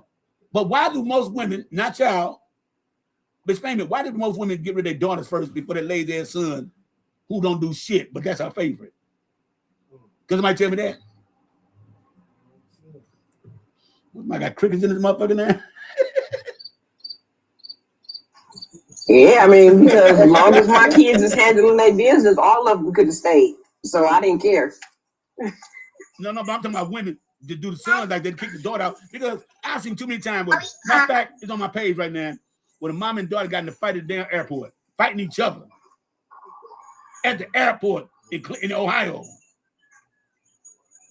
Okay, and you rarely see men having fights with their sons. You rarely see that shit. The daddy got to do something real fucked up. But you see a lot of women, mothers and daughters fighting and arguing. Somebody got some background going on. Oh, that's me. Okay. So explain it to me, y'all. Why is that? Had some niggas out here fighting last week. Yeah. What you talking about? Yeah. Actually, you rarely see it. You rarely see it, though. Because matter of fact, okay, by week for last, my boy I went to school with, he out there fighting his nephew. They fighting. I mean, like they fighting. I'm like, damn. I called him over. Damn, what's going on? He said he disrespected my sister, which is boy mama, and he wasn't having it. Oh yeah, he wasn't having it. So they got my down. uncle came over and did that to my brother before too. My mom. Yeah. Yeah. Then another time, this dude in front of my house, I'm talking to him. He come around the corner. He talking to me about his girl and stuff. She came around the corner and started whooping on him. He gonna talk to OG, help me, man. Get over, man. Help me, OG. Man, I ain't getting involved in that. You know what I'm saying? I'm not getting involved in that. That's on y'all. And if you a battered husband, you stand, then something wrong with you. Because if she wouldn't have whooped your ass in the street, imagine what she do in public, in privacy. Imagine what she do to that man in private. A lot of men won't hear that woman back. And I know they don't. I'm not saying if a man hit a woman, he's wrong, but sometimes a woman puts her head and do something to him. I don't condone it, but I understand when he snaps. I understand when he snaps. Hey, man. Huh? Hey, Maddie. Yeah. Hey, Maddie. Yeah. You got two women in the house. One is younger, she on her period, and the other one is going through menopause. That's why most women throw their daughters out. That's why. Damn. For the hormones or what? What the hell? Is that what you're saying it is? Yeah, that's it. Man. That's it. Because I'm talking no mashup. Oh, shit, go Sam. Okay, Sam, what Don't you mean? sit here and fix your mouth to start talking about women's issues, okay? But you know what? I'm just saying. I kind of believe it. I can see it because I'm only in premenopause right now, and the rage sometimes I can control it because I feel it. Especially when somebody does something stupid, I know I'm ready to pop off, and I'm like, okay, just chill out. Must be my problem then too, Sam. I'm assuming that's my issue too, because I be feeling it too. I be like, you know what? I need to take a deep breath. Yeah, because if I really say what I want to say, I'm gonna hurt somebody's feelings. So I'm just like, that's why I'm usually very quiet. I'm trying to listen before I respond. Because if I'm impulsive with it, it can be very nasty. I've learned to control that. Especially with my 13-year-old, I love my daughter to pieces, but her mouth sometimes, and it's not an act. She's very sassy. She does not have she's very silly, goofy, happy-go-lucky, but her sass sometimes, I'm like, girl, not today. I'm hot. I'm having a private summer right now. I'm hot outside. I'm hot inside. I'm cold outside. I'm like, you need to find something safe to do. Oh my Lord, that is hilarious. I'm having a private summer. I love that. That's what I call my hot flashes, or an internal inferno. It is hell. Yeah, I haven't started all of that part yet, but I'm going through it slowly but surely. The attitude part definitely is coming out already. I've been in the pre for it's probably been almost a year, and I'll tell you, it has been hell. I don't wish this on anyone. Well, let me ask you something. When y'all go through the little change, because I'd be curious about this. Why do y'all get so goddamn evil and stubborn and mad all the time? Because our hormones are out of whack. Our testosterone is out of balance. Our progesterone is dropping, is declining. So that's the hormone that calms you down. Yep. That estrogen is also declining. So you feel like your hair is thinning. You don't look like when you look in the mirror, you don't feel youthful anymore. You know what I'm saying? So it just takes a toll on you emotionally. And then it's like everything else just irritates you. And it's mentally draining to deal with. Yeah, very mental. Like the physical too. When you're going through makes you tired. Menopause, you know. Damn. Everything's just off. Y'all got issues. Y'all got issues. Y'all got straight issues for real. I'm glad God didn't put that on men. You know how we all men are go right through now. it too. It's called andropause. Yeah, but we don't go through as bad as y'all do. We don't go through as bad as y'all Not do. as bad as I wonder if you do though, but because men's is not as highlighted as women's, you know, there could be some like, okay, men start to lose their hair. You know, some whatever it is, you know, they obviously their skin. I don't know. Well, obviously, men get low testosterone. Wait. I must started mine early in my 20s because I started losing my hair in my 20s. I just cut it on off. I ain't want to stay on pride. You know what I'm saying? No, you started losing in your 20s. Yeah, because my grandmother was black Indian, so they had the cow licks, hair go over to the back. All of my aunties right now in their 80s got receding hairlines. All of them. Looking like the little thing on the TV guys just drawing shit, the Bugs on Bugs Money. Yeah, they look like head brown and up the hair. All the top damn they gone. Look like goddamn. but they all in their 90s and hundreds. They all in their 90s and hundreds though. Okay, so no. Yeah, so I mean that just sounds awful. Living till 100? No. Yeah. Get me out of here. No. No. I mean, okay, in my 40s, but 100? No. Okay, here's the question for y'all and the people in the comments. So this question: if you found the book of life and it tells you when you're gonna die, how, when, and where, and what date and time and day, would you want to know?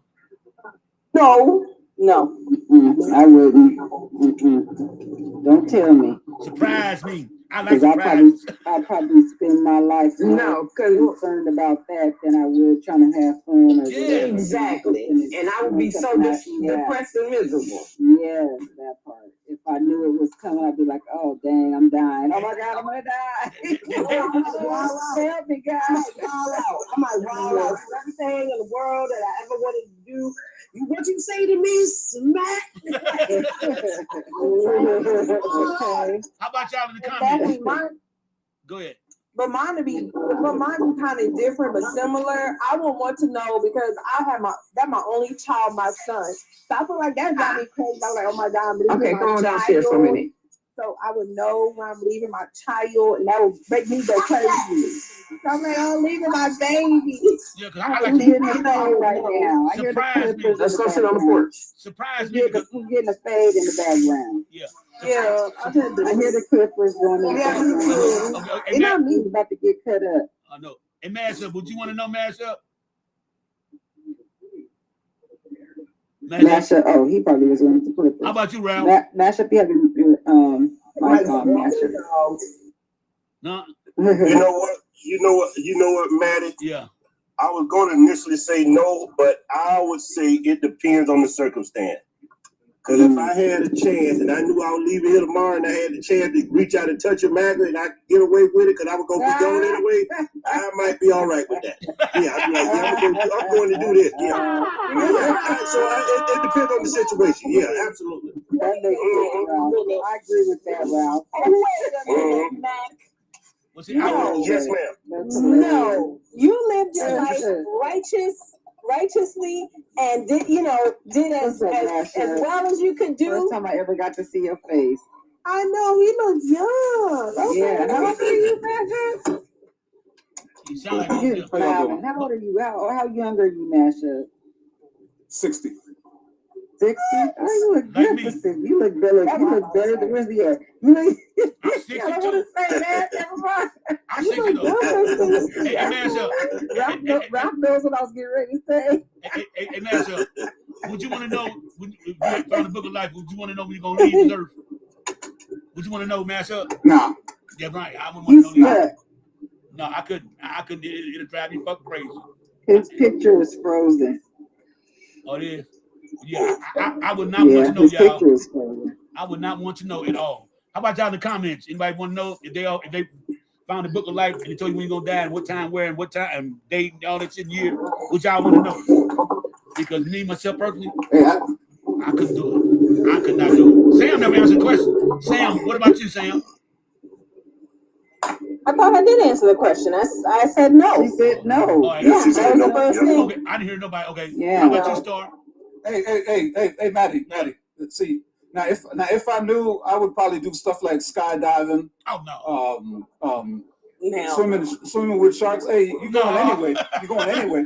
And hey, look. You're going anyway. You might as well Look. swim with the shark. Let the shark. Well, you know that. Yeah, well, no, but that's not what. If you find that that's not what killed you, then you might as well go do it, right? Yeah. Makes sense. Because I said it's gonna tell you how you gonna do, when, where, what time, what day. I'm afraid of heights. Okay, so let's just say you find out that you bent over in the shower to wash your feet and fell over and bust your whole head open. Okay, yeah. Right? Okay. So then why not go swim with the sharks? You might as well go swim with the sharks. Go do some skydiving, do some crazy shit. Jump out a perfectly good airplane. Yeah. I hear you. No. Now. I'm glad I got a bench in my shower and I don't have to bend to wash my face. But you know what, though, y'all The know only what? thing she thought about was that swim. Just my head open in the shower. Y'all know what? Anybody seen Final Destination? Have y'all seen that Final Destination? I have. I saw the first. Man, I haven't seen the very last one. Though. I've seen all of them up until the recent last one. Let me tell you something. I be seeing shit Bye. in my house. Yeah. I be seeing shit in my house like, if I leave this goddamn clock pot going to run to the store, I probably come back, this must be burnt the fuck down. And I be thinking like shit like this. I start doing this shit because Final Destination fucked me up. Is very I still do not ride beside a log truck. I'm like, no, I'm still like Final Destination on it. Let me go from around, behind, and let me go up. Look, y'all, I do not drive behind those trucks carrying cars. I will not drive on a truck carrying cars. Oh, hell no. Or logs. Hell no. Final Destination. Yeah. Final Destination. That's what we're talking about. Final Destination. Okay, y'all. After watching Final Destination, what would y'all do now? After watching Final Destination, what won't y'all do now since seeing that movie? A certain situation. Like I said, I will not ride down the truck. I'm not flying. I haven't flown in a long time. Okay. Okay, how about the Ferris wheel? How about the Ferris wheel?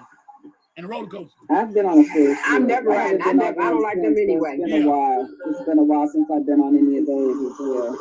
Look, because of Bugs Bunny, I'm not doing that anyway. Only thing you gotta tell me about riding on the Ferris wheel is looking at the dude that's operating it down there. Yeah. If he don't look like he on something, then that'll tell me I'm not riding on that joint because he look like he's I don't know if you want to call it H Ron or Krizak or whatever. But they looking real bad down there. Those are the people who's in charge of your life. Or inebriated. I'm just saying. You like me because, like I say, I'm scared to ride behind trucks with cars on them and trucks with logs on them. And sometimes when people scrapping, they done their ladders and shit and furniture on their truck be overpacked and shit and they got it tied now. Oh no, I get away from this real quickly. Okay, because I'm in the scene. Go ahead. So really fast, Maddie, since you and I agree on this, don't like riding big trucks with cars and logs. So there was a car accident here maybe about 10, 12 years ago. And the insurance company kept trying to figure out how it happened. Do you know they still couldn't prove how that shit happened? Huh? Yep, they couldn't prove how it happened. So what happened was I was in a box truck.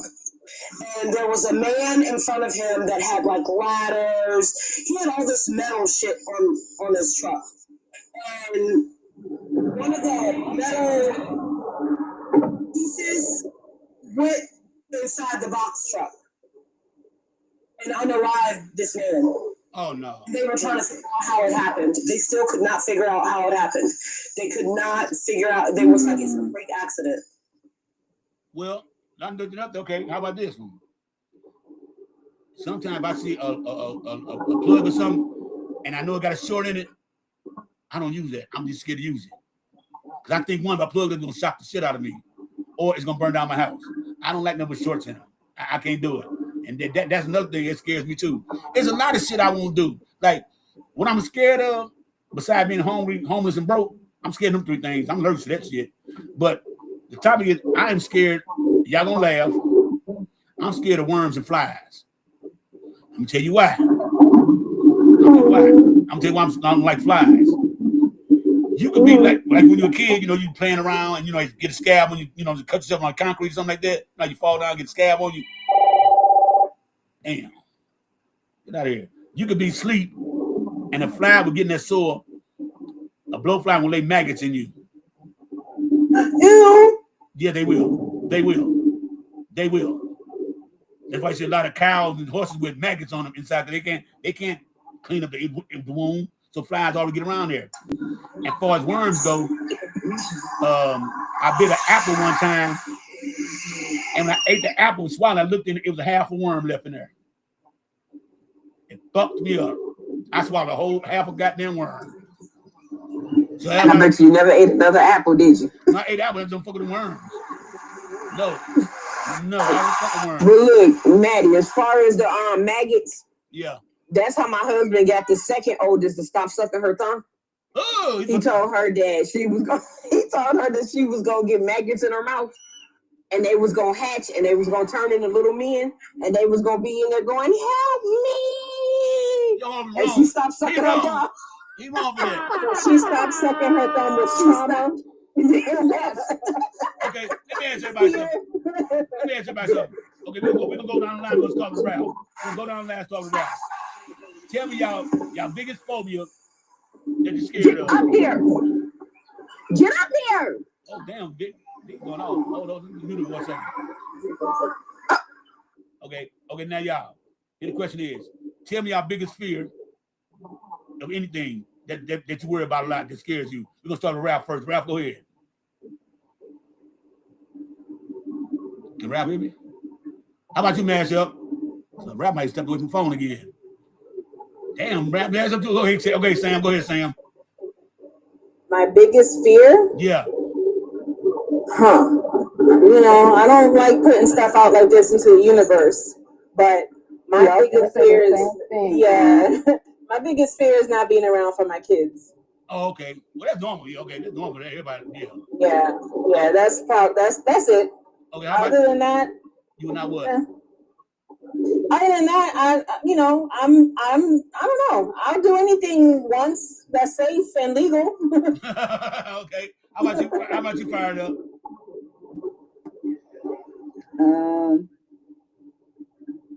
My biggest fear.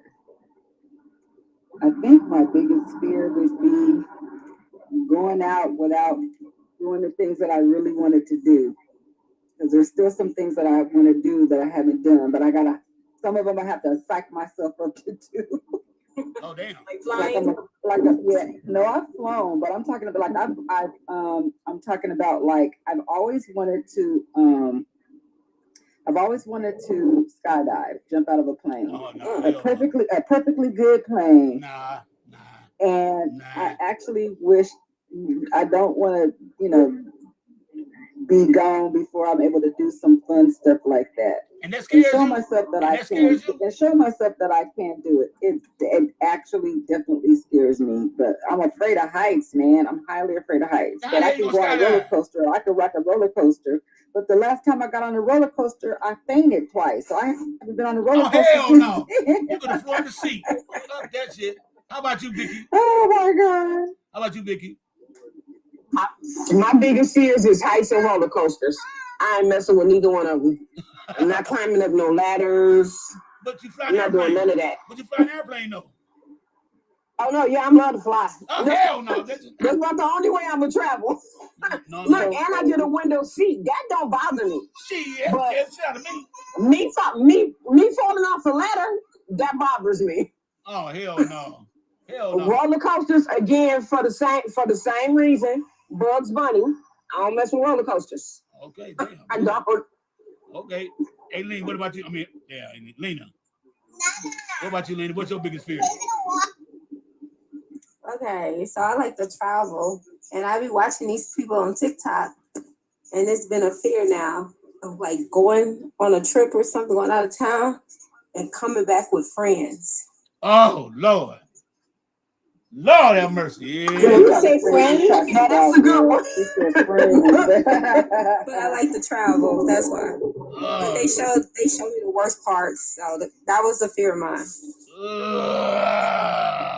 How about you, Star? What did you coming back with? What? Friends. Friends. Like what kind of friends is she talking bed about? bugs and lice and all that crabs and shit like that. Yeah. Everybody's not clean. So I be seeing some of these hotels and stuff just infested. So I go anywhere, I have like Ziploc bags galore, and any dirty clothes, I put it in there. And when I get home, I don't bring my shit in the house. I take it and put it in the dryer. So, but yeah, that would be a fear. How about you, Star? I have a really bad fear of heights. Of heights too? I mean, that's yeah, I have a bad fear of heights. I can't do it. When I drive over a door, my hands sweat. I get nervous. And if I'm not driving, I'm laying down in the seat. I swear to God. Oh. That's my biggest fear, heights. And how about you, Candy? I'm scared of leaving my son too early and get on the airplane. Because I want to go see my boyfriend here in Tennessee. I have to get on the airplane, go see him. I'm nervous. I've never been on the airplane before, ever. Have him come see you, man. Have him come see you. But I want to go to Tennessee. May, I'm tired of Tennessee. I want to go to different cities, but I'm scared to be on the airplane. It ain't number 7 hours drive. I ain't driving. Hell no. From where she going, it's 10 hours from Houston. Oh. It's 10. Exactly. Oh. Exactly, Lena.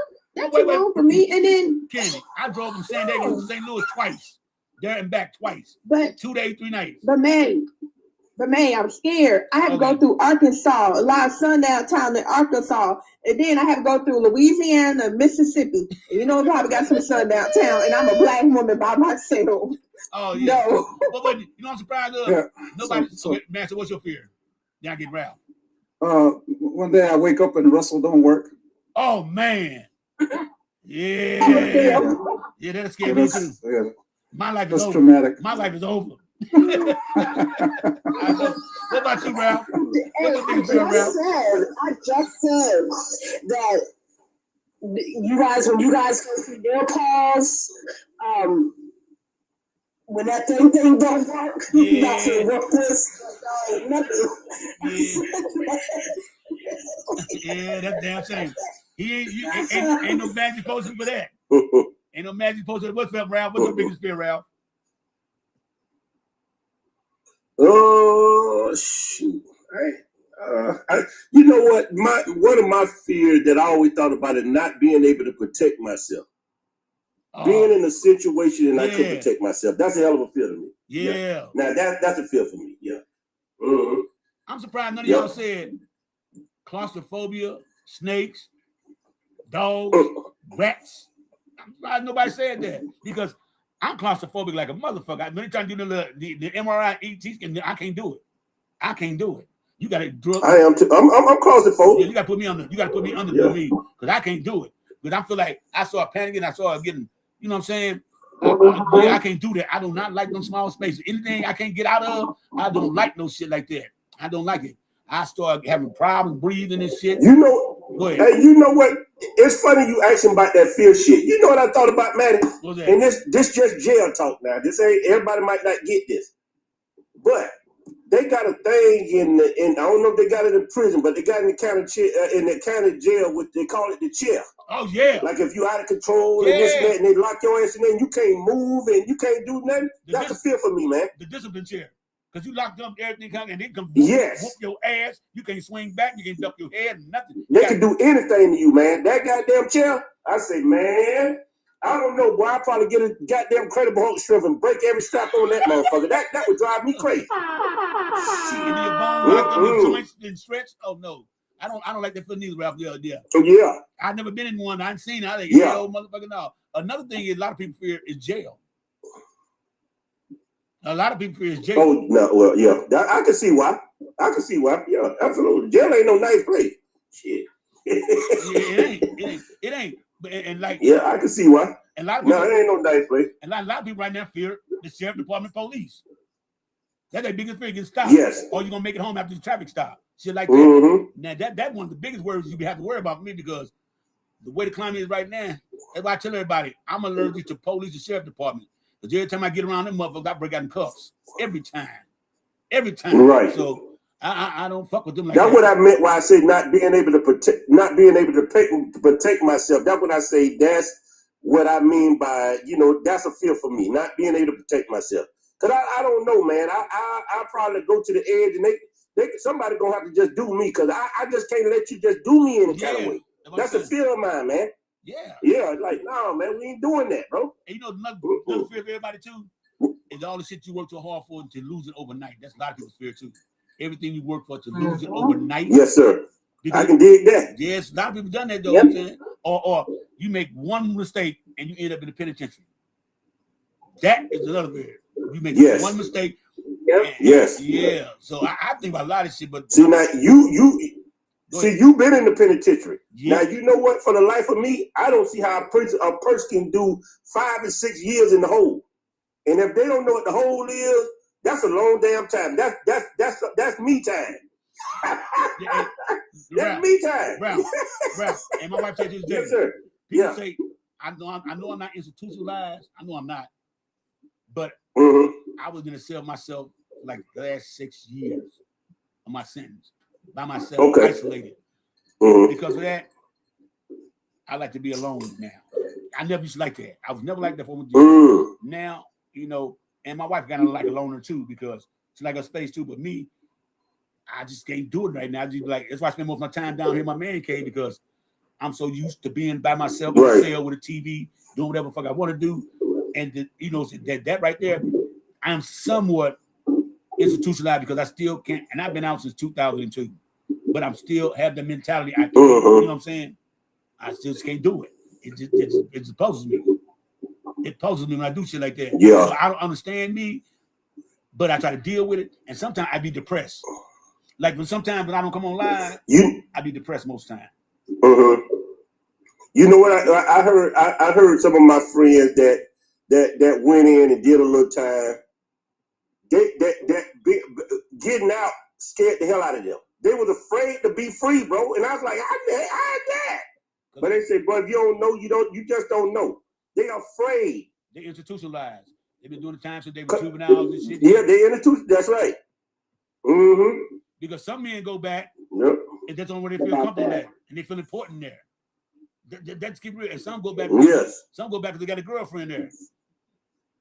Some have made family there. Some have made family there. That's where they're used to being, is with their family there. That's what they're used to now, because they made family.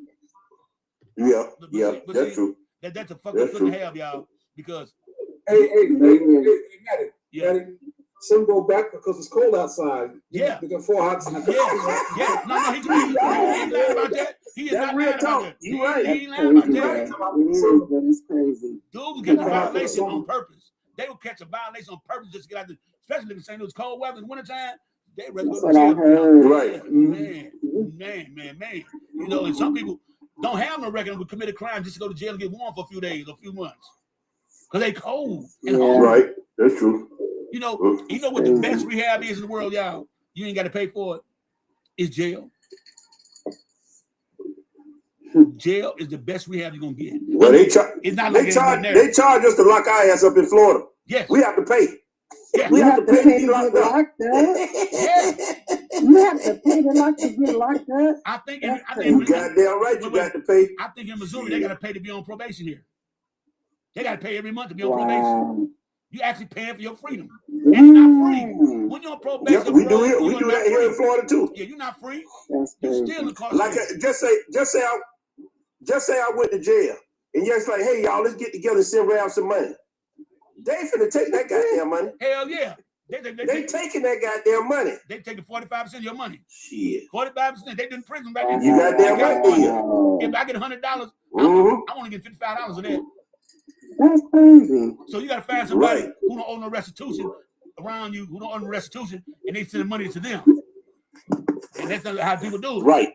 That's right. Then you got to break them off. Say, look, I'm gonna give my girl, send you $100. I'm gonna give you 20 out of it. Boom. When you get it, let me know. You gotta go to the canteen with him, get all your shit. Tell him get $20 worth of shit. You get the shit, go back to sale. That's how it usually works, y'all. That's how it works. And you have to pay to be on probation. You got to pay for your meals and all that bullshit. You're like, damn, no.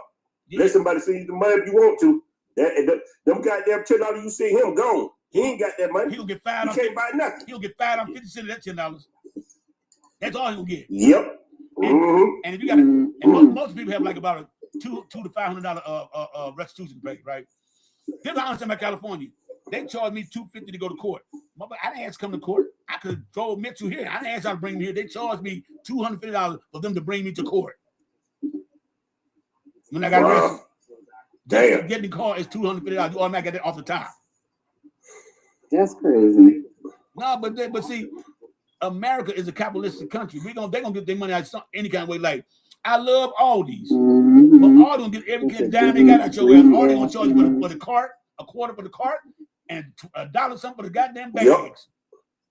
They gonna get everything. Make you That's why you take your own bag, and then you get your quarterback at the end. Yeah. So, but I don't really care about no quarter. When we were on lockdown from C-19, I had my own bags. I was buying those bags. Me too. I have so many nice bags. Everybody like, where you get those bags? I said, don't you remember we were all locked up? I said that we couldn't touch nothing or touch anybody. So I said we had to buy our own bags. Well, they don't understand, y'all. That's why I got my bags. Why do y'all go get them handy wipes, the baby wipes, and wipe off the cart when you push it there? Right? You wipe it down. And then go in the store and pick up shit that people already picked up that got germs on them, but you're not worried about that. And then you go to ATM machine, you don't wipe that down, use the fingers. So what's the point of wiping down the cart? True. What's the point of wiping down the cart? True. Good point, Maddie. That's a great point. Like, when I get back to the car, what you say, Star? I'm spraying my, But no, I said I'm gonna use, like, I wipe my hand. Look, I'm in healthcare, so it's like a habit now. Everything I do after I do it, I wash my hands. It's a habit. Yeah, I do the same thing. But you still pick And up. then, like, after I get out the store, I have like on like it's clipped to my purse. I have the hand sanitizer spray, and I'm like shoot. But why don't you use I'm the same way. I'm an educator, so I'm always washing I even still wash my hands even though I ain't been around the kids. It's habit. Okay, but also you taking money in your hand. Wait. The nasty, dirtiest, filthiest, most dirty thing in the world is dirty as hell. Y'all get in your hand, put in your pocket, put in your bra and everything. That's got a whole lot of other people getting their germs on it. That's why I understand y'all wipe down the cart, but then go pick up a canned good or a bag or something that somebody looked at, go ahead and put it back up there. Maddie, the other way we don't think about it, Maddie. Yeah. We don't think about it, and I think. I'm sorry. Go ahead, baby. I'm sorry. No, I was just saying, I use my shirt bottom or something to open the door too. Sometimes when the door looks nasty, the window looks disgusting on the door. Wow. Go ahead, Ralph. What you gonna say, Ralph? Oh my gosh, it's just a habit. I'm gonna say I think all of us need disposable gloves for this one thing that we do at least once a week: pump gas. That's some nasty shit. You don't know who touched that damn pump and what they did. They could have been scratching their ass, doing all kind of things before they got that goddamn pump. You know what I mean? Towels. I always use a paper towel when I pump gas. We're good for you, Samantha, because when you think about it, the after effect, you be like, that's some nasty shit. Sometimes you'll go in there and touch that pump gas and go eat chip. You just ate ass. It don't even know it. Well, damn. I'm a fist bumper. I'm a fist bumper. I don't shake hands. I'm an elbow bumper. Because I don't seen many a time I go in the bathroom. Normally I wash my hands before and after I use the bathroom. Same. But what happens is I see a lot of these guys walk in there. They don't wash their hands before or after. They just walk out there, you know. Disgusting. Let me know. So can I ask y'all something? and one thing that I hate is I hate dirty fingernails, especially mine. Yes, same. So we're raised by a woman, boy. Exactly. Yeah. I can't stand it when I get them. I'm like, well, you really nasty. You got nasty, dirty fingernails. That's the nastiest thing that any person can have is dirty fingernails, because you carry every little germ and everything that you touch is underneath your fingernails. If you don't clean them properly. What if y'all went into a restaurant? That's why a lot of times when I wash dishes and I put a little bit of bleach in there, I always don't wear gloves because I like to have my fingernails like super clean. Bleach too. Same. I do the same thing. What would y'all do if you go to a My restaurant? grandmother washed dishes with bleach. Besides all the sinks in the house. What'd you say, Star? What'd you say? What'd you say, Star? I said I keep those nail brushes, the brushes that you they're at every sink in the house. I have like 4 or 5 of them, so yes. Oh, nice. Okay, well, those are good to have. What would y'all do in this situation? You go to the restaurant and see one of the people, a chef, whoever, or one of the line cooks in the bathroom, you in the bathroom, walk out without washing their hands. I would say, excuse me, but don't you need to go wash your hands? I would say something. I would definitely say something. I'd be like, you need to wash your hands before you go back in the kitchen, don't you? But just think about this, young guy. Isn't that what you're taught? I get the hell out of there. I went to culinary school, and we are taught to wash our hands before we cook as we're cooking, and that's just been a habit all my life anyway. All right. But what about the ones that wear their aprons in the bathroom? That's not good. Take the aprons. I would once again. I would leave. Okay. I think to be driving. I would say something if they didn't. I would say something to the cook. I say, excuse me, but your person just went to the bathroom and did not wash their hands. And now they're coming out here just thinking this, about to touch the food, and I'm about to leave, and I'm going to tell everybody that's getting ready to come into this restaurant, do not go in because they don't wash their hands. All right. And see how that works for that restaurant. How about that? Okay, how about this, y'all? Think about this, y'all. When you go to a restaurant and you eating there, think how many, that fork that you got in front of you, think how many mouths it been before it got to you. Mm-hmm. And some people just rinse them off. They don't wash them. They don't rinse them off, put them back in the thing. Yeah. Have you ever thought about that? Yeah. I've been doing this for about 20 years. I asked for a cup of, when I go to what's they saying? You asked for a cup of can't hear you. You're breaking off. Sam. Go ahead, Sam. You're breaking up though. Can you go, Sam? hold on. Okay. Now think about the child. Yeah. Okay. How many mouths have been on that fork and gave finally reached you? And they don't really steam clean them forks. And they sometimes just rinse them out, wipe them down, put them back in the thing. People wrap them up. No, they have a whole system for the dishes. I know because I was in the industrial kitchen, but still. How many people do you think follow that protocol? Think about it. They follow that protocol in the restaurant, but it ain't foolproof. But I get what you're saying. But I hear you. Yeah, I usually send back glasses with stuff. I usually send back dishes that don't look like they're clean. I do the same thing. I usually send back the silverware. I do all of that. Wouldn't it be easy? I don't think this was clean. Can you please send it back and get me some fresh dips and fresh ones? You know? I never did it, Maddie. What's that? I never did it, but I know where you're going. And yes, I thought about that. It's easy to take your own shit and say, I don't need no silverware. I agree with you. Yes, I agree with you. That bubble boy. Yeah, and the one time we lived, I'm gonna tell y'all something I hate. And I didn't ever think about this until COVID. I hate a motherfucker to make my sub and be talking to me. Bitch, you spitting. Yeah. You spitting on my food. Yes. Yes.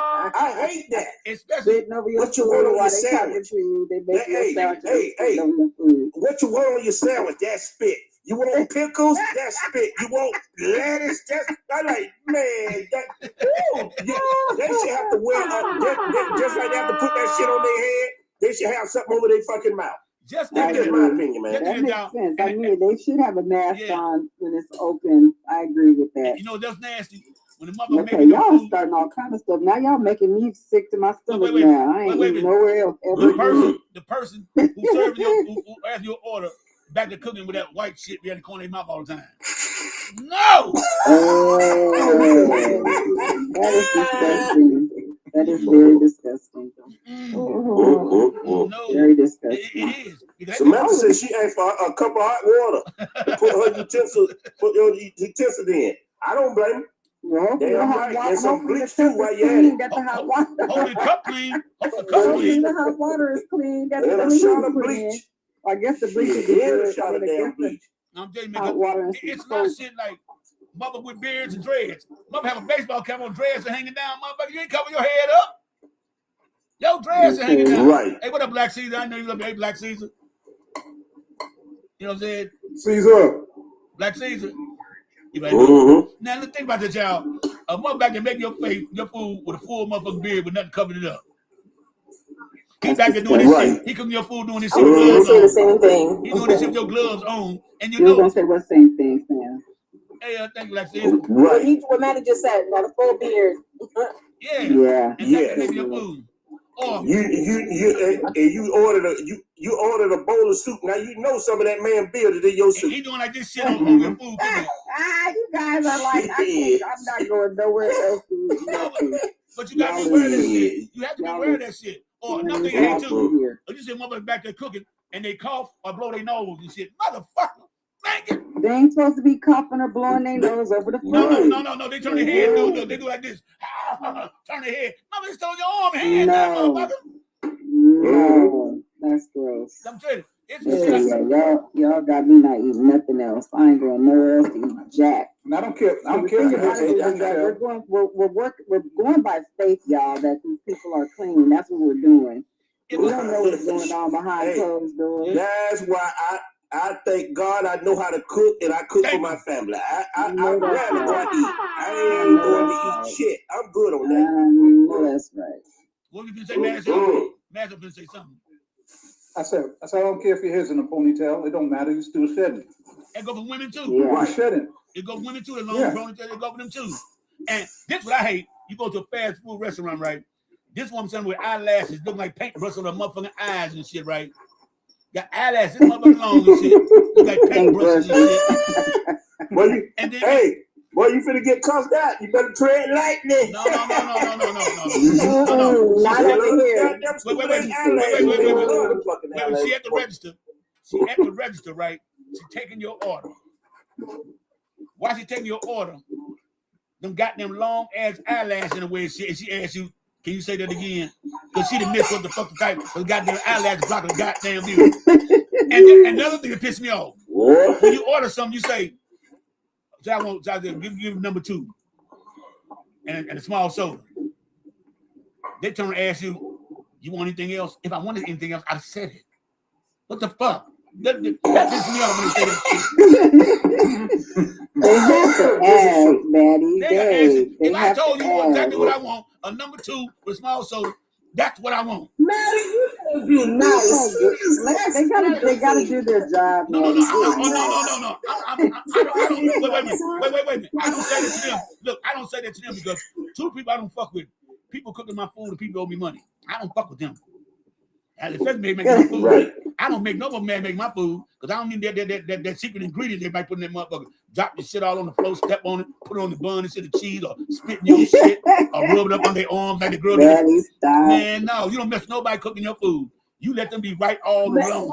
Yeah, you damn sure don't. Gotta hit Maddie with this. Will that complete your order, sir? No.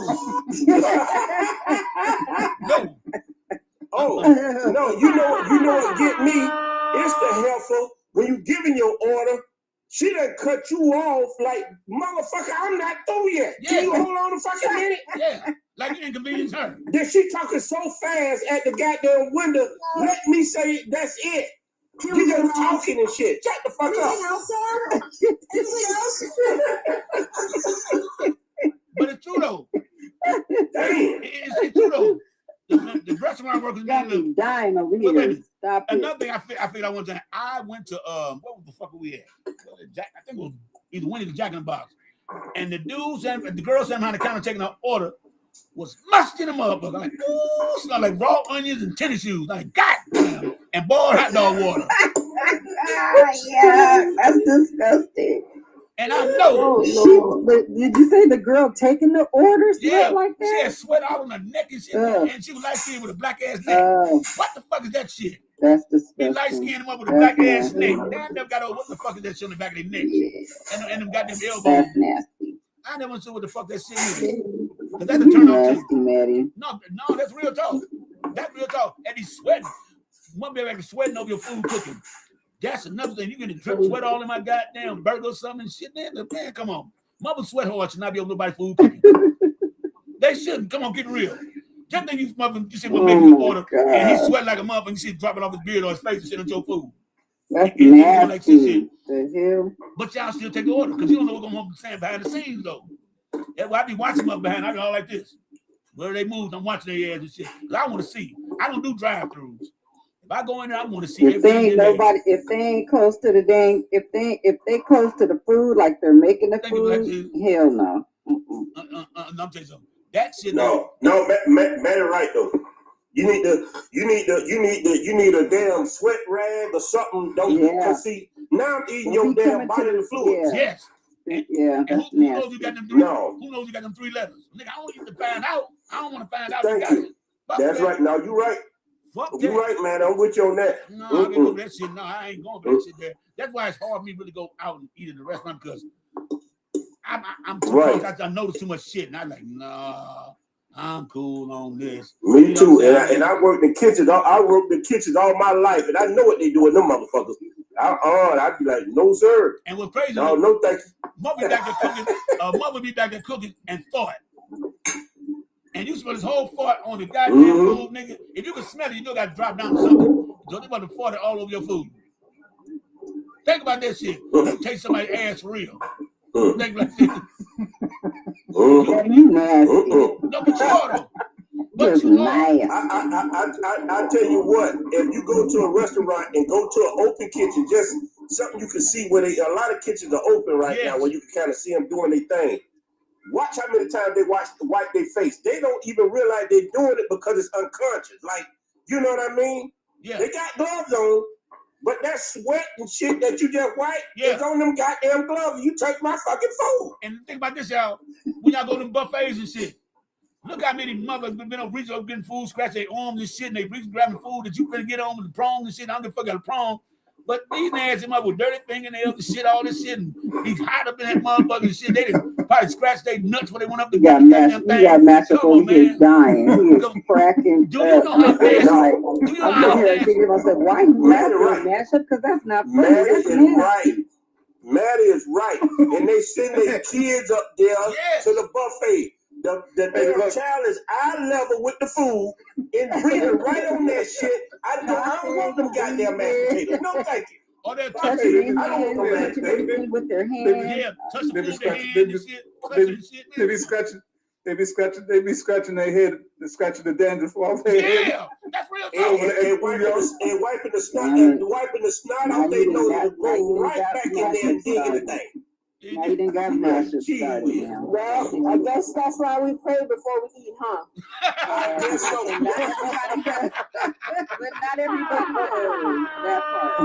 Okay. Me and my baby went to a buffet. We went to a buffet about 3 weeks ago. Like, I'm gonna just say about 3 weeks. And I saw this shit, and it made me so sick. It's a man, a grown ass white man. He waste his food at the buffet. He put half of it in his plate and then put the other part back in that goddamn pot. Oh, hell no. You nasty motherfucker. No. I said, man, you could have left it on the counter. Yeah, go ahead. Sorry. Yeah. No, did you say something? I'm asking you, did you say something? Oh, Black Seas. I'm going to Black Seas say something. He up there, he ain't saying too much. Well, I was asking Ralph to finish what he was saying because I wanted Ralph to tell me, did he say something to the people when he saw that? Because that's nasty. Oh, no, I got the hell out of there. Hey, I should have said something. You know what? I should have said something, but I was so disgusted. I said, did you see? I said, you saw this shit? I couldn't believe what I was looking at. Why would you do that? Damn. Because people are just like that. It's like that TikTok they had a couple of days. Hey, what's going on, Maddie? Let me say what's going on to the host first. But it's like that lady they had on TikTok about what, a week, 2 weeks ago? They had a damn dog shitting in the restaurant. Oh yeah, People sitting there eating. yeah. Man, I'd have been straight up fighting them That motherfuckers black right lady was mad then at and there. motherfucker. That black lady was mad at motherfucker. I'm trying to eat this dog. Take this shit. Yep. Literally put a mat down, let the dog, you know, like the white mat you got for your dog to piss and shit on. Wait, y'all saw my page where the woman when it got thing from McDonald's and let the monkey sip out it first, and then she sipped it right after the monkey. It's on my page. That ain't us. That ain't and us. it was spit That is on not the us. straw after the monkey let go. I'm like, that's disgusting. slob She on went right behind us. I was like, ew. It was slob on the job. Yeah, it was slobber on. It was slobber on the straw after the monkey got finished drinking. It was a long string of this. This is why you don't eat. I saw that. This is why you don't eat at potlucks at work and all that. Oh, I'm gonna bring the green bean casserole. No, the fuck you ain't. You gonna bring it, but I ain't gonna eat that bullshit. I'm not eating that bullshit. Because you want to know whatever that nasty mother cook. Okay, what is such cook? Oh, you cook this? Okay, cool. I'm not eating that shit. You know what I'm saying? I know which one not to touch. Exactly. No, they like to have the fucking cats on the counter while you cooking. There ain't no animal can be. I love my pet if I had a pet, but you can't be in my goddamn kitchen on no day. Get your ass out of here. On the counter. On the counter. Yeah, chilling and shit. That's your fucking cat. Yeah, No, motherfucker. that's disgusting, man. Cat come by and lick the fish and get the fuck on you, swipe away and lick the goddamn fish. What the fuck? Look, that's why when Betty says she's bringing the motherfucking when she says she's bringing the potato salad, man, don't eat it because the raisins ain't what you got to worry about. It's that all that other shit that's up in there. Yeah. Why the raisins? I know that's right. Why the raisins? I know that's right. Why the raisins moving around? Why the raisins moving around? What the fuck? Why the raisins moving? Yeah. Ain't nobody gonna eat it because we already know it has raisins in it. Hello. Everybody knows not to eat potato salad. He said, "Why these raisins got legs? Why the raisins got legs?" But that is some nasty shit. What did I do? Man, there's some nasty shit going on right down for real though, y'all. And you think about everything that go like another thing I think is kind of nasty too. What I think kind of nasty. When you eating food and somebody go, like you eating. Boy, I hate when motherfuckers do that. That's disgusting. Don't do that. Don't clear your I hate when throat people make that. I hate when people do that. Stop clearing your throat like you about to spit out a lady. That's not right. But you know, some people are just pigs. Yeah, they are. Right. What'd you say, Black Caesar? Just disgusting. Period. Black Caesar, what do you say? You remember how we used to do it in remember how we used to do it in 7th grade? Put your finger on the French fry. You gonna eat that? Yeah.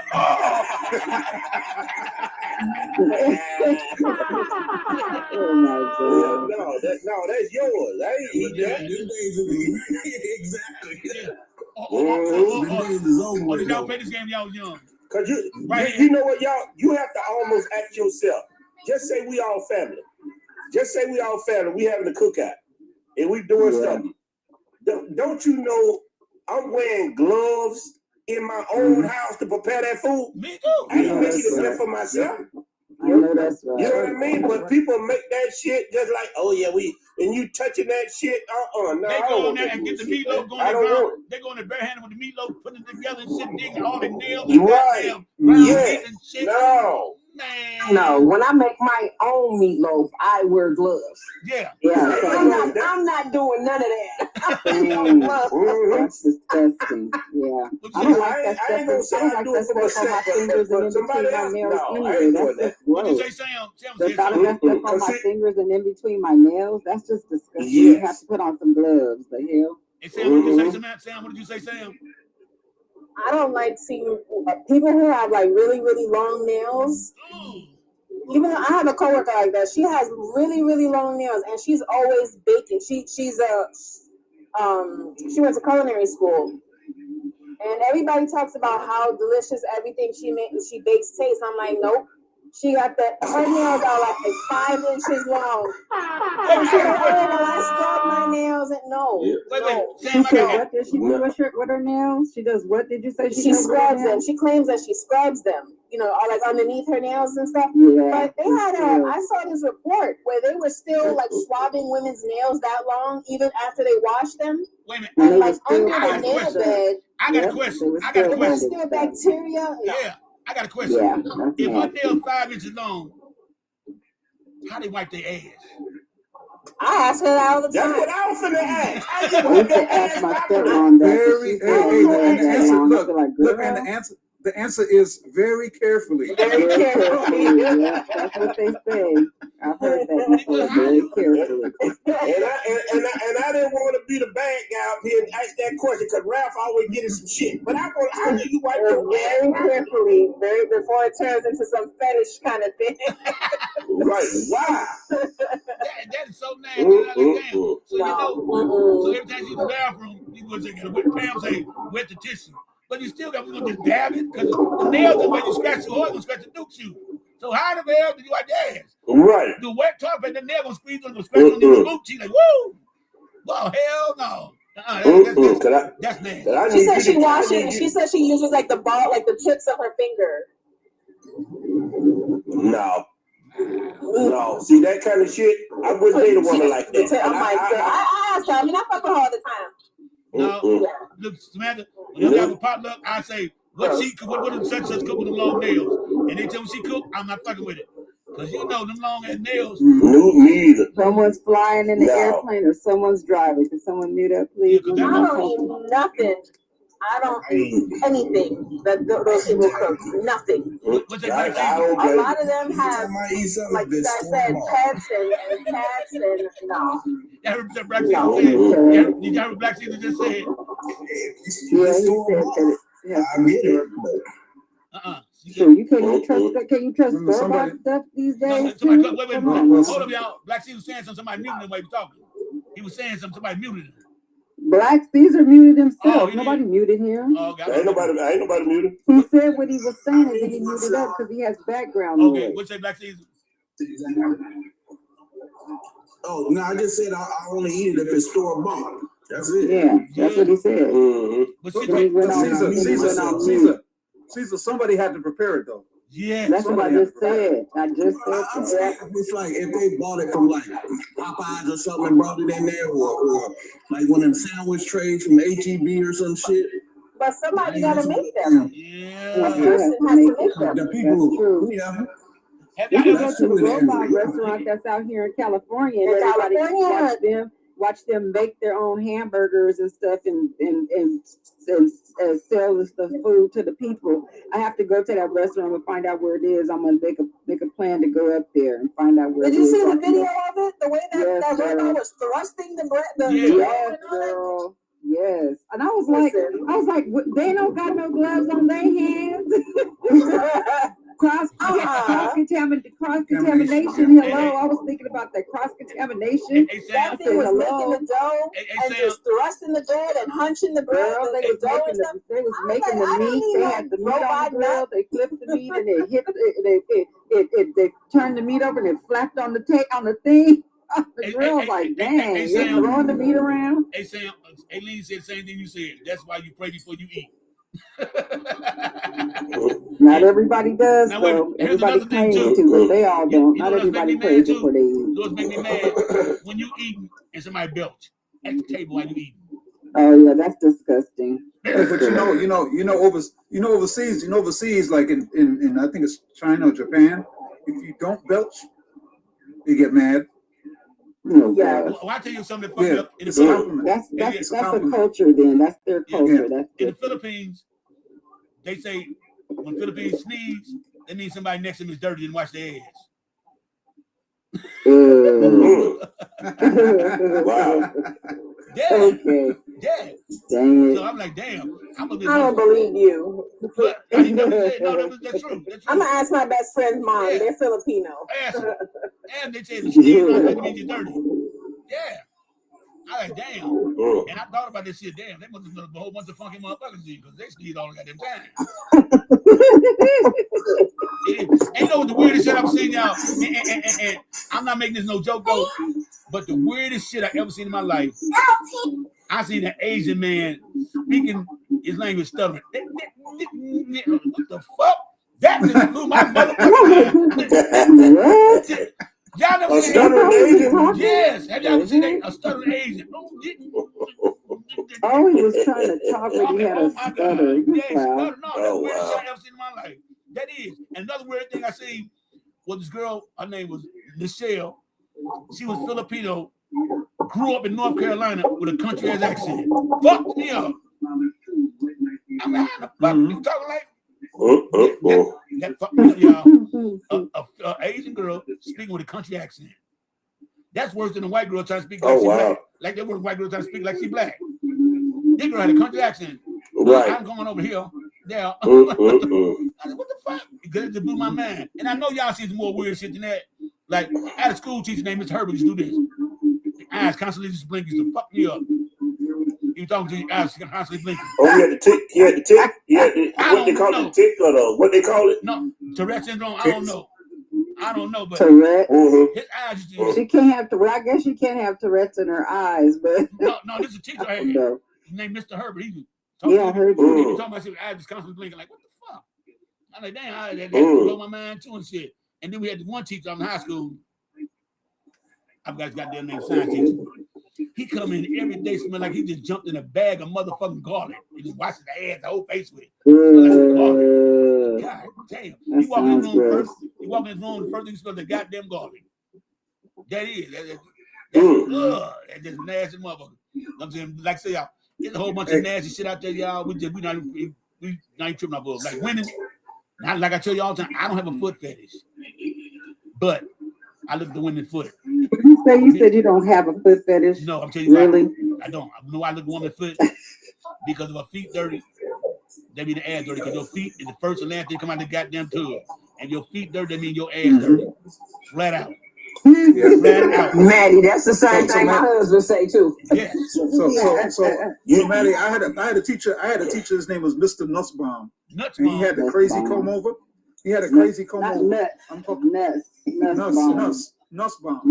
Stop it, Maddie be doing that on purpose. He had the crazy comb over. And he had that spittle that used to go from the top lip to the bottom. And if you get and if you get too close, sometimes it'll fling off and hit you. Damn.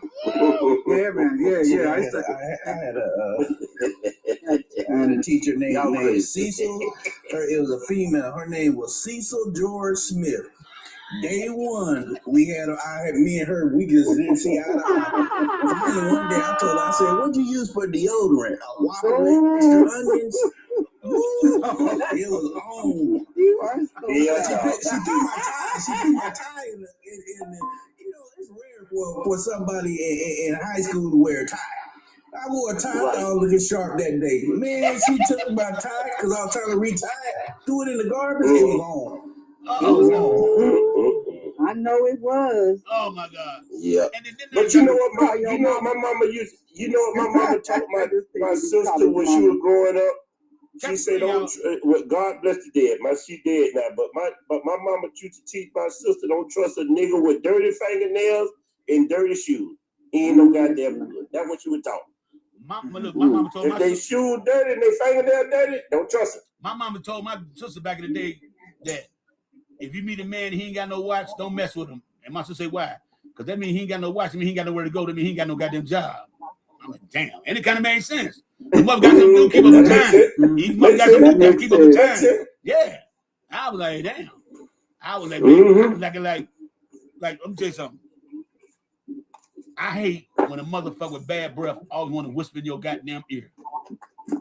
Yes, don't they get close to you? Don't they get close to you, man? Like, fuck up. Damn. You always got a damn secret. Back your ass up. Yeah, they be like, They be like, yo, come here, man. Let me tell you something. You take one step forward. Look, you take one step forward, and 2 steps back. Go ahead, tell me. You always got a secret to tell. Yeah, always. But you should be on with some goddamn scope and a goddamn toothbrushes and toothpaste for their motherfucking ass. They got some Listerine. They got alcohol. Have y'all ever smelled somebody's breath so funky it made you want to go brush your teeth?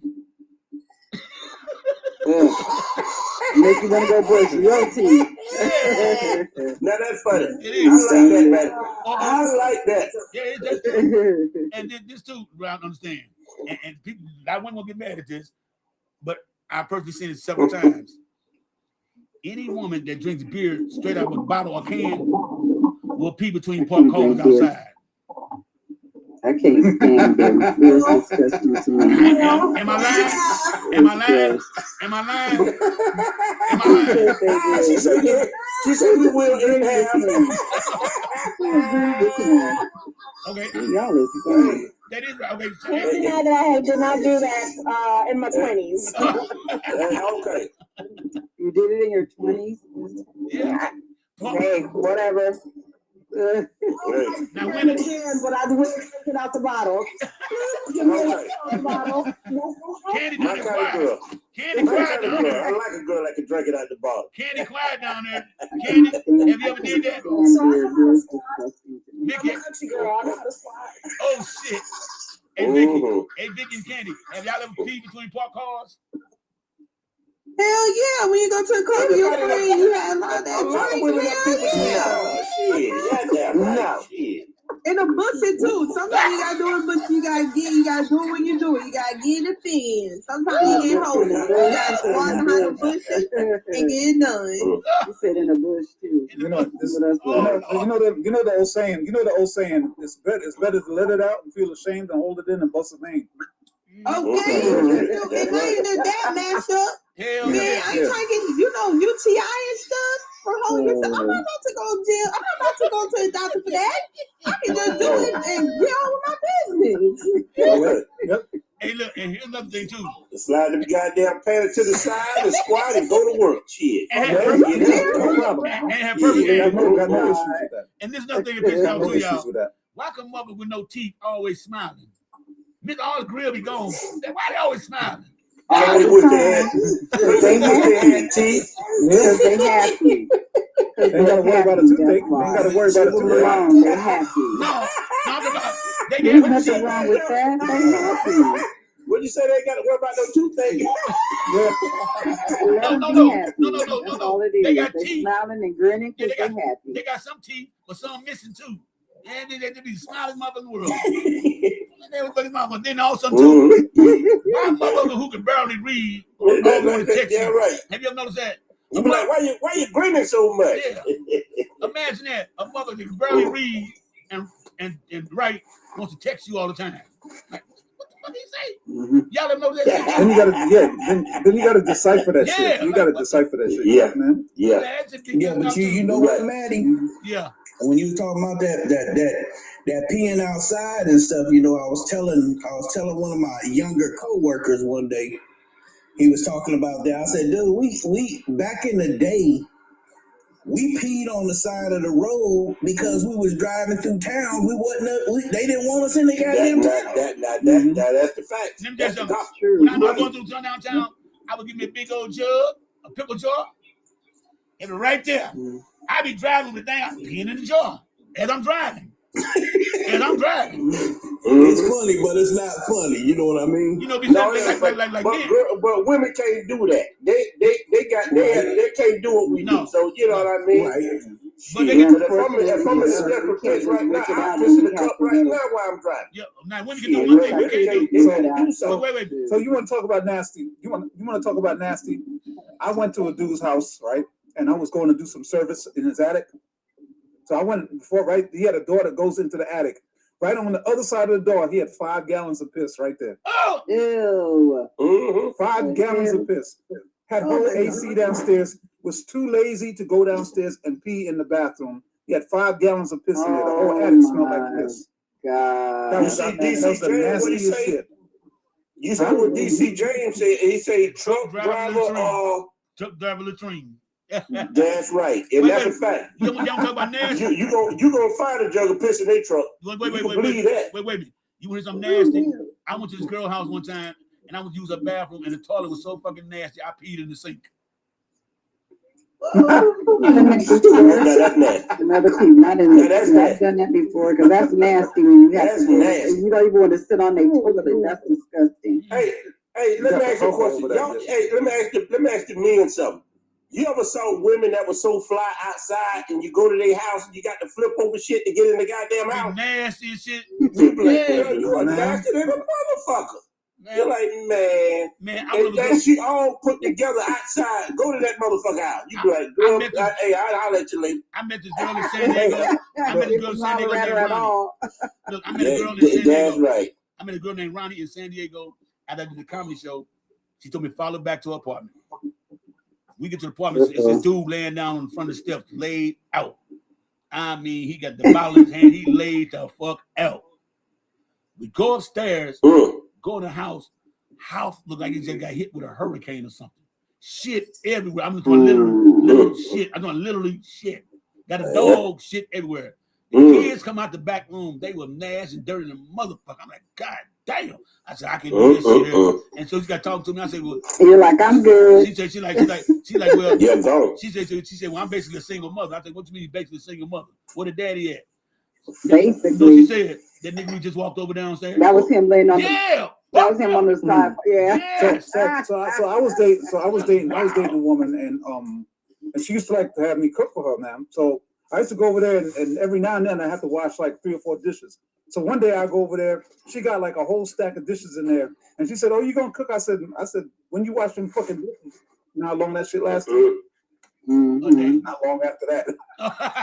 Yeah, and she tried to get you to wash the dishes all the time now. Let me tell you something. She had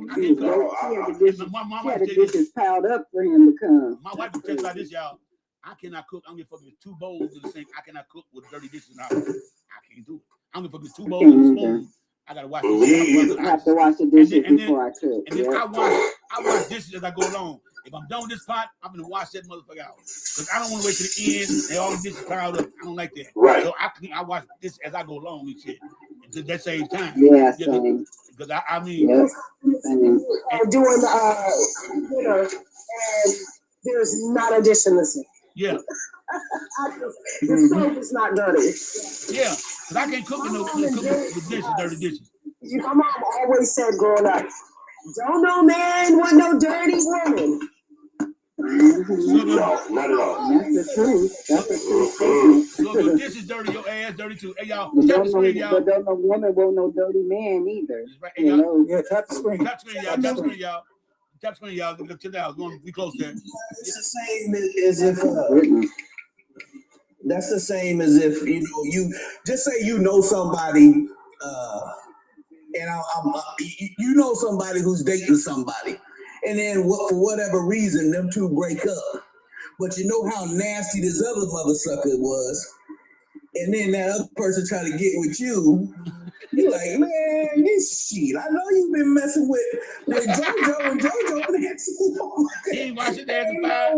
You automatically just they a nasty motherfucker. Yeah, because any man, there's just 2 facts, y'all. And I believe the couples. If a man got a woman and she looks horribly, and you know she stank, and he stayed with her, what that say about him, and that's vice versa. I never understood that. I never understood that for damn my goddamn life. Your ass could be the nastiest mother in the world, and you trying to give it to somebody else, and they see the fuck type of person you messed with before them. It ain't gonna work for me. It ain't gonna work for me. Because I don't know about y'all. Do y'all vet people y'all ready to date? Like look at their background, who they dated before y'all, like that? I do. I have a godbrother who's a police officer, San Diego PD, and he will vet anybody that he'll vet them. I won't even have to say nothing. He'll vet them. He'll be like, no. I believe in just meeting people and meeting them and then giving them a fair chance. But what I will say, the one woman I wouldn't date is the woman that'll put her child her man before her child. Right. I think that's the most disrespectful shit I ever seen in my life. No. Wait. That's messed up. No. I know somebody we could just go, girl. I don't want to. If you would do that to your kids, wait a minute. nah, I ain't. Wait a minute. Here's another one I can date. Is another guy one. Is enough. Sorry, I got to do resumes. Yeah. I'm a resume type person.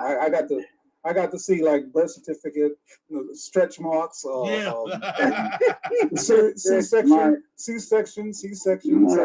Make sure your name ain't. Yeah. Make sure your name not. Make sure your name not Malcolm. Make sure your name's not. Make sure your name's not Harold. Yeah. Well, I know some of the You gotta see the birth females. certificate to make sure that they didn't have a transaction. yeah, right. I know some of the females I know some of the females in the room may disagree with me, but this is one of my red flags back in my dating days. If I was dating a female and she lost custody of her kids to the dude, that's a damn red flag for me. Yes, that's why I was just saying it, Black Caesar. I don't get down with that. If you can't keep your kids, what's up with you? What you up to that your kids not important in your life? Yeah. And I'm telling y'all ladies right here, right now, ladies, I'm the type of dude I can't stand.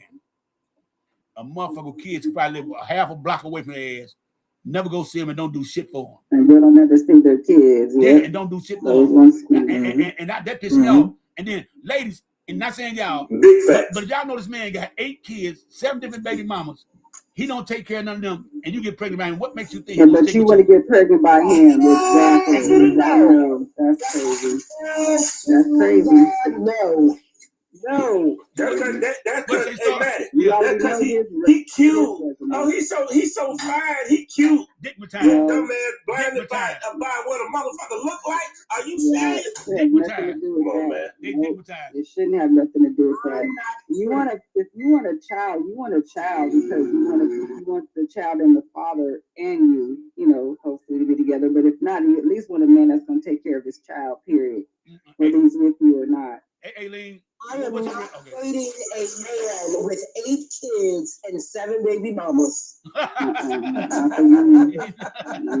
woman, girl. Aileen. You ain't alone. Aileen, what's your red flag in dating, Aileen? What's the red flag you don't deal with? Type of man you don't deal with? Well, it's been so long, so I don't know. I know that's what I do. Damn. You ain't alone. I'll tell you something, y'all. And that's by choice. I know that's right. And now look, y'all. We can talk about the people, right? But the strangest thing I see is that, and y'all gonna laugh at this, my tell you, but it's true. I want me a crackhead relationship. You know why? They never break up. What? They never break up. I'm relationship with crackheads. Now, listen what I'm trying to tell y'all. Listen carefully. Crackheads don't never break up with each other. They argue, but they never break up. They always gonna be together. They no matter normal people break up, get over with, get heartbroken. Crackheads never break up with each other. I know. I've been there. I've seen it. They don't break up with each other. They stick with the thick and thin. They there because they codependent on each other. I got to agree with you. I got to agree with you. They codependent on each other because. Yep. Oh yeah. Codependent on each other. Yeah. Mm-hmm. And they be together, be happy. They be happy together too. Why you gotta try not doing nothing and your ass be arguing everything and break up over stupid shit like you say hello to somebody at the store. That shit like that. Yeah, no, but crackheads, they just stay together. Well, you know what they do say. They say, codependency in a relationship is a disaster. But they don't break up. That's why they're still together, is because they depend on each other for their smugs and they depend on each other for to make sure that if I don't have it, if I can't get it, then you gonna get it, okay? You get it this time, like I got it the last time. And Black Caesar agree with that. They don't break around Caesar. Do they break up? Do they break up, Black Caesar? No, they ain't gonna break up, but your VCR gonna be missing. Yeah, but they don't break up. Okay. They don't break up. Wait. Making frequent trips to the pawn shop. No. He said VCR. No, He said VCR. VCR. Where you at? You ain't in this time. Are you not in this time anymore?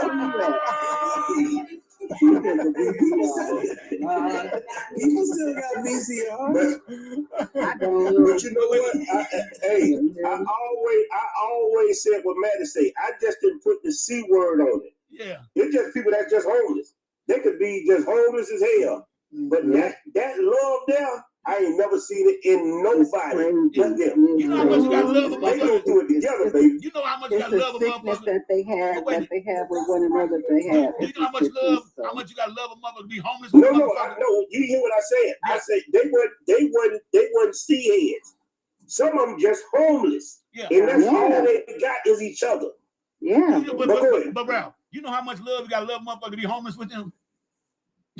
That's a lot of love. Hey, in the word of Jaheem, that's that struggle love. Yeah, I don't want to struggle like that.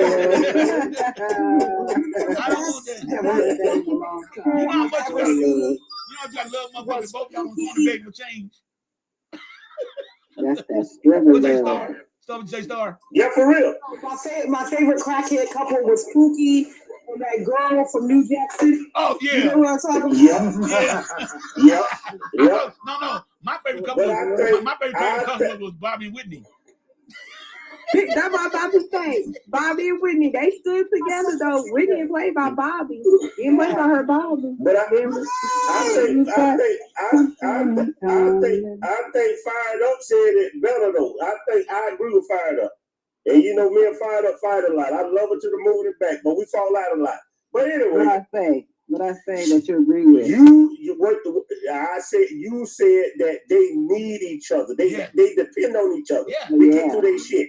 That's why they stay together. You know why Bobby? That's right, and that's real stuff. You know why Bobby? That's real stuff. Don't feel like But you know why Bobby don't feel like giving their body this time, then they say, okay, it's your turn to give your body to get the schmuzz. I'll give mine the next time. Wait, you know why Bobby and Whitney stay together? You know why they stay together? Because they have something in common.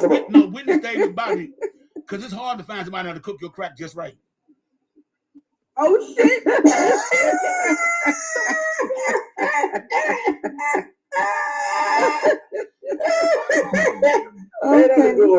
Okay, that was a real good one. Yeah, that's true right there. It's hard, boy. You gotta find the right person how to get your shit the perfect way. You know, she said she didn't do crack. She said crack is a cheap drug. It's whack. Crack is whack. She said crack is whack. Crack is whack. She was sitting up behind her when she said it. She had a pipe up on her leg and high them up when she said it. She was high them up when she said it with a crack pipe on her leg. Yes, she was.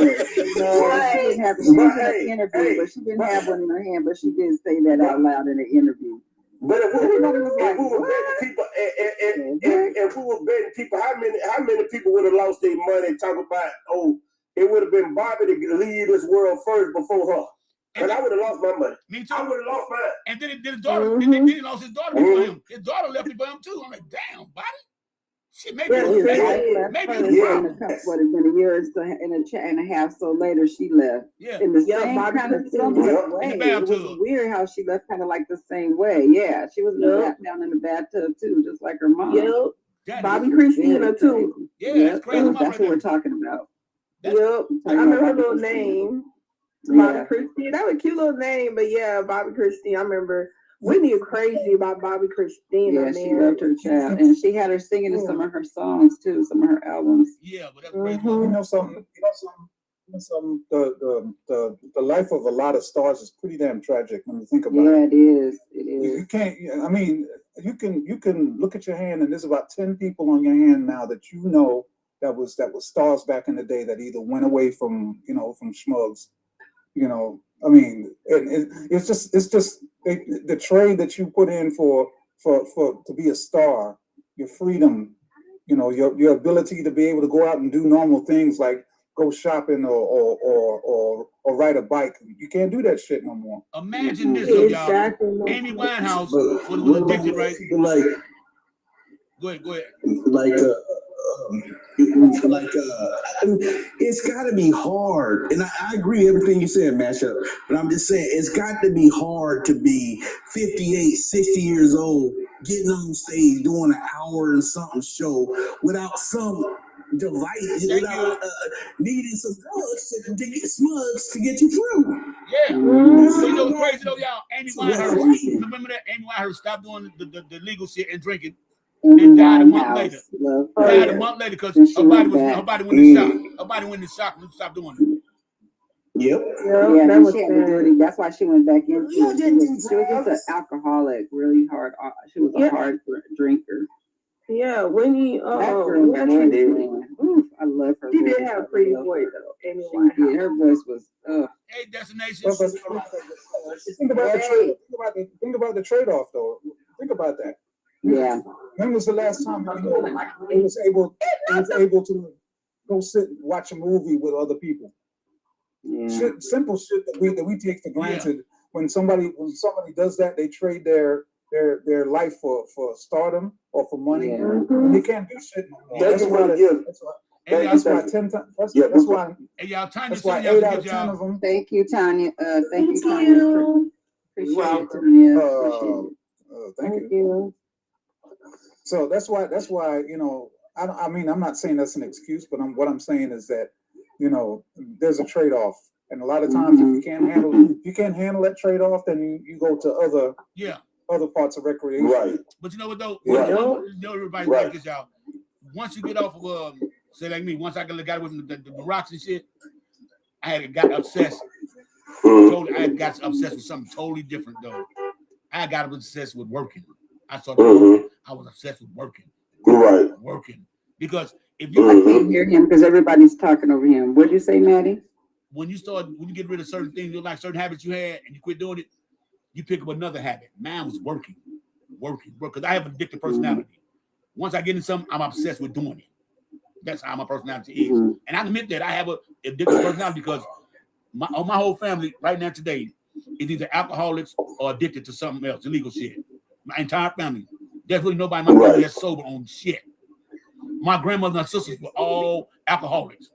My daddy was a full-blown alcoholic. My grandmother's kids, she only had 3. My dad, his 2 sisters were bona fide alcoholics like she was. But the thing with them about them was they were functioning alcoholics. They would get towed up the night before, but get them go to work. They were functioning alcoholics. Okay? And that was just in my family alone. So that's why I tell everybody, once I don't know if y'all got addictive personality, but I do. Who else has addictive personality up here? I don't have an addictive personality. I do. I have addictive personality. My family does. Wait. Let's see you say that. What's say, Caesar? I can't. Well, I was just saying, man, it's crazy that you mentioned that because it's so many people that are addicted to shit that are functioning in society. They going to work. If I did some of the shit these people did, man, there's no way I could make it, bro. I'm dead serious. Man, like, okay, you got people addicted to the casinos. All right, I'm like, damn, yeah. Mother will go to the casino and spend their last. They gonna win $2,000 and give it right back. What the fuck? Because they think hit that big one. Because they think the next one will be bigger. Thank you. Yep. But they be taking his money back. Yeah, that's crazy as hell to me. They giving it all the way back, and then you got people that are addicted to bedroom activities. I never understood. I never addicted to that. I like the money too much. Mental. Huh? Was it mental? What'd you say, Star? Star, what'd you say? Nympho. Oh, nympho. Nympho. She said nympho. Yeah. Yeah. Oh, yeah, nymphomaniac. Because you think of that climax every time. There's food addictions. There's all kind of food addictions. There's some people lift weights. That's an addiction. Social media. Social media is one of the big ones right now. Social media is addiction. Yes. Big time. There's all types of addictions that you can fall into. I think the worst is multiple. Don't even realize it. That's true. Addictions, like that's true. More than one, more than 2. Shopping addiction. Knowing you got the money for that. Y'all see the girl on TikTok. I'm gonna put that video up. She went on a cruise. She getting child support, $6,000 a month. She went on a cruise, bought us some new shit. When she came back from the cruise, she told her husband, the ex-husband, can he pay her rent? He said, why? She said, because I went on a cruise. He took her ass to court. Court made her pay the goddamn money back to his ass and shit. And now, instead of giving $6,000 to her, they got it mandated where now he got all the shit the kids need now. She can't get no money from him no more because she misappropriated the funds and shit. And I think that's what should have happened to her ass. I think that's the right thing to do. That's the right I just want to say one thing, y'all. We was talking about the sexual addiction. Yeah. Y'all got to be careful now. They got some new shit out here, folks. It causes a damn ringworm in your skin. Oh, I don't do that. Yes. I heard that today. What is that? Yeah,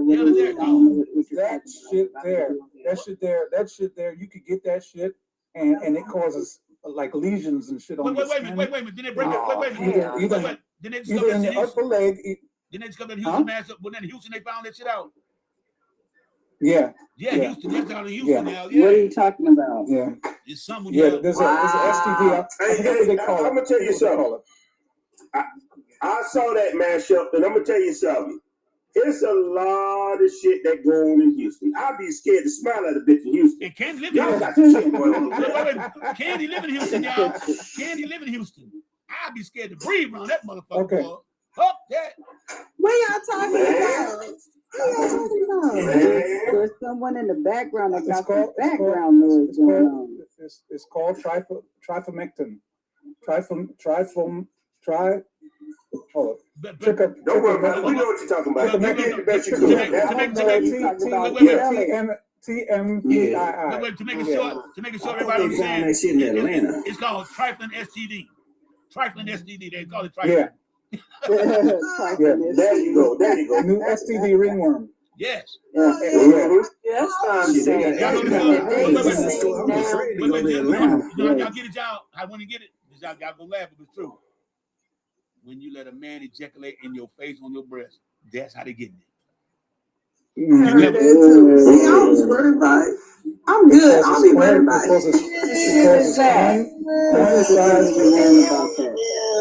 Coincides rashes, genitals, buttocks, and face. So I'm assuming you can get it on the inside too.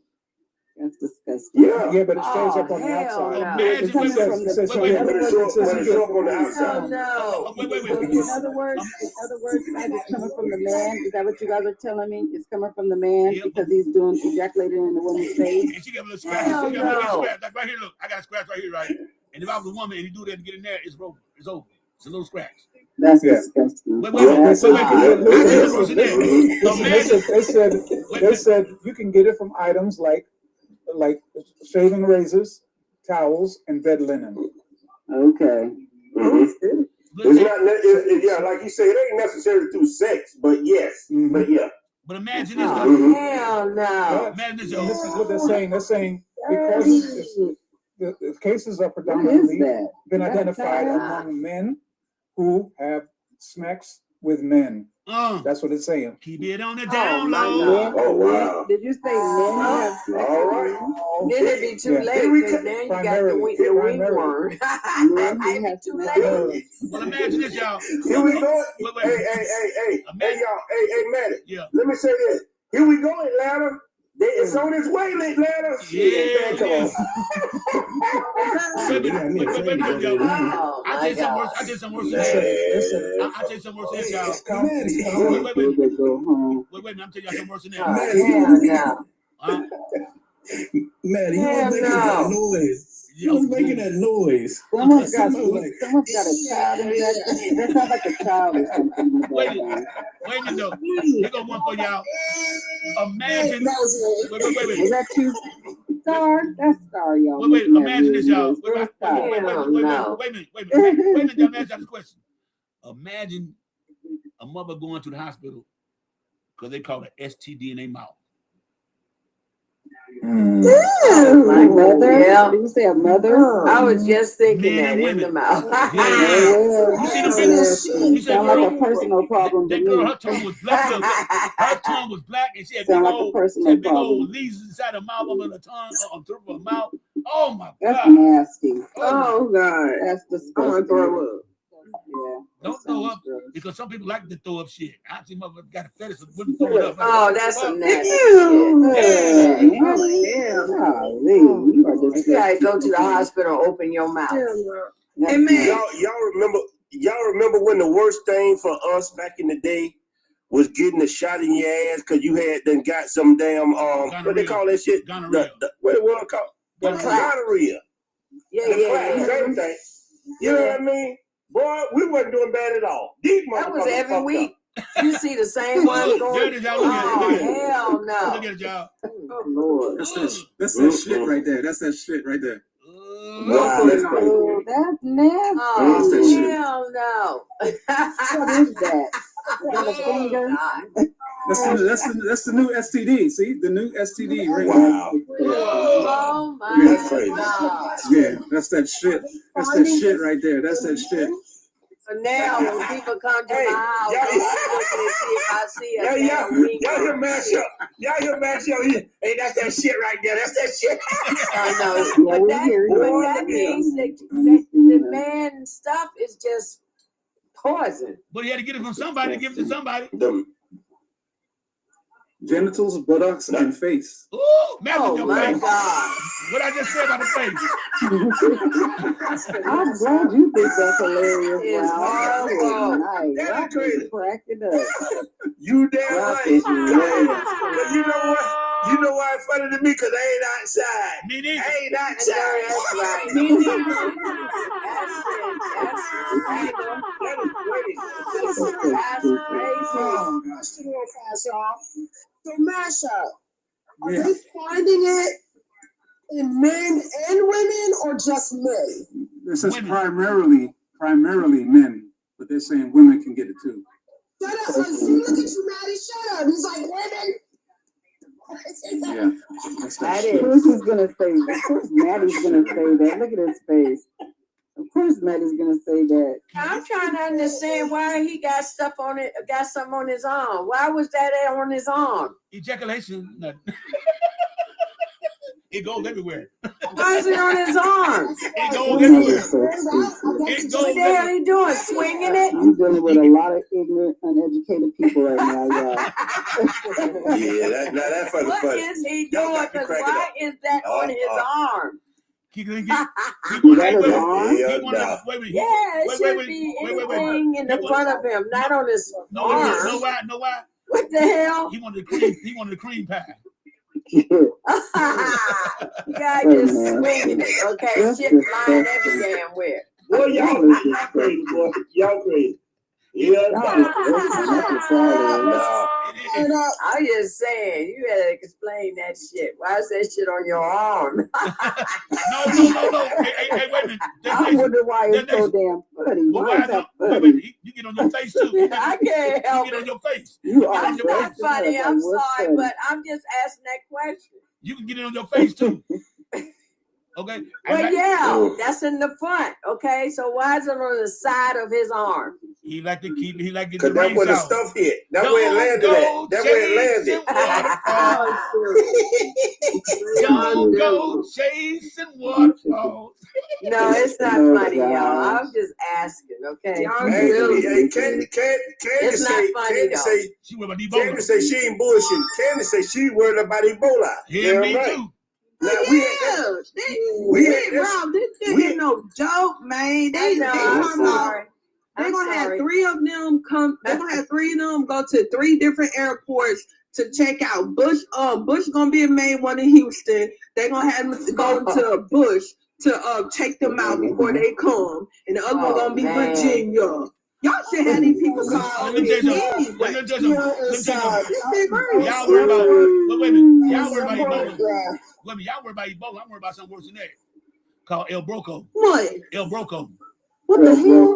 What is that? Oh, goddamn, man. These bills are ridiculous.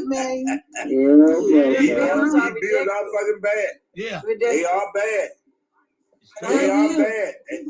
With data centers coming, they say that we gonna fit the fucking bill for that shit. Whatever. That's why I hope I could tell all my sisters something. I want you to go on your knees and repent and tell God you need a man. Stop saying that bullshit. You don't need a man. You're going to need somebody. Hold on. So this motherfucker shit is getting real. Ralph. I don't need no goddamn man. This shit getting real, man. Hey, Ralph. Get mad out here. Oh my gosh. I need a couple of them. Ralph, I I need guess I 1, don't 2, 3, need 4, one. 5. Hold on, let me say something. Hold up, y'all. Let me say this. Go ahead. My dad said Y'all going in and out. See me on first 48. Okay, y'all, wait a minute. Hey, Ralph. Why y'all sound like you're on a tunnel somewhere? Hey, Ralph, you said the women got to get on their knees. That would probably got them in trouble the first damn place on their knees. And I was about to say, why do we need a man if that's what we're gonna get? If we're gonna get that, I think I'm good. I don't think I want a man if that's what he's gonna get. You know, I didn't mean that bullshit like that. Talking about that. Knock it off. Come on, man. Oh my God, what is that pictures of? That's crazy. What the hell is that? Is that on his face? That's on his lips. Oh my God. It's the same shit. It's the same shit. Okay, I'm not gonna show that one too long. That's making me feel like I want to. Okay, y'all. Yeah, that's fucking gross. Okay, y'all. I'm done. I gotta ask a question. I gotta ask a question. You know what he been I'm not doing. showing that shit no more. I got a question. I'm done. I got a question. If they offer to, look, y'all, they tell you give you $1 million just to peck him on the lips, would you do it?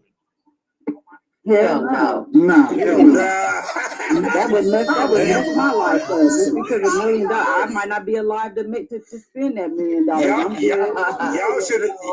Y'all should have said it like Miss Celie from The Color Purple. Hell no. I can't say it like Celie from The Color Purple, but okay. Thanks for saying it for me like that. Hey, y'all, hey, Ralph, you going live tonight, man? Because I got to get off here right now. I got to go to the store. See if we're closed. You going live? No, I ain't fucking with him. Who going live tonight? Who going live tonight? He'll be live later. Trust me, he'll be live later. Yeah. He always says that. I was live already, goddamn, before you came on. I ain't getting one motherfucker to come up. So, I ain't fucking with Oh, shit. I ain't know that, I didn't know you were on. Me neither.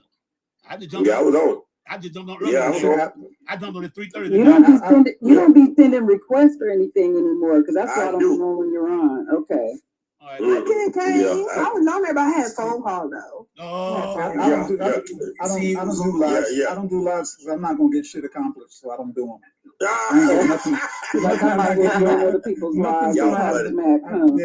won't get shit accomplished. He's like, I'll go on other people's lives and talk smack her mashup. That's what he did. Yeah, that's what I did. Yeah. I'm gonna end this right now. Okay, Matt. But I'll be back tomorrow. Okay, we'll see you tomorrow. All right. Take care, Fam, y'all take care. You gotta keep tonight. Yep.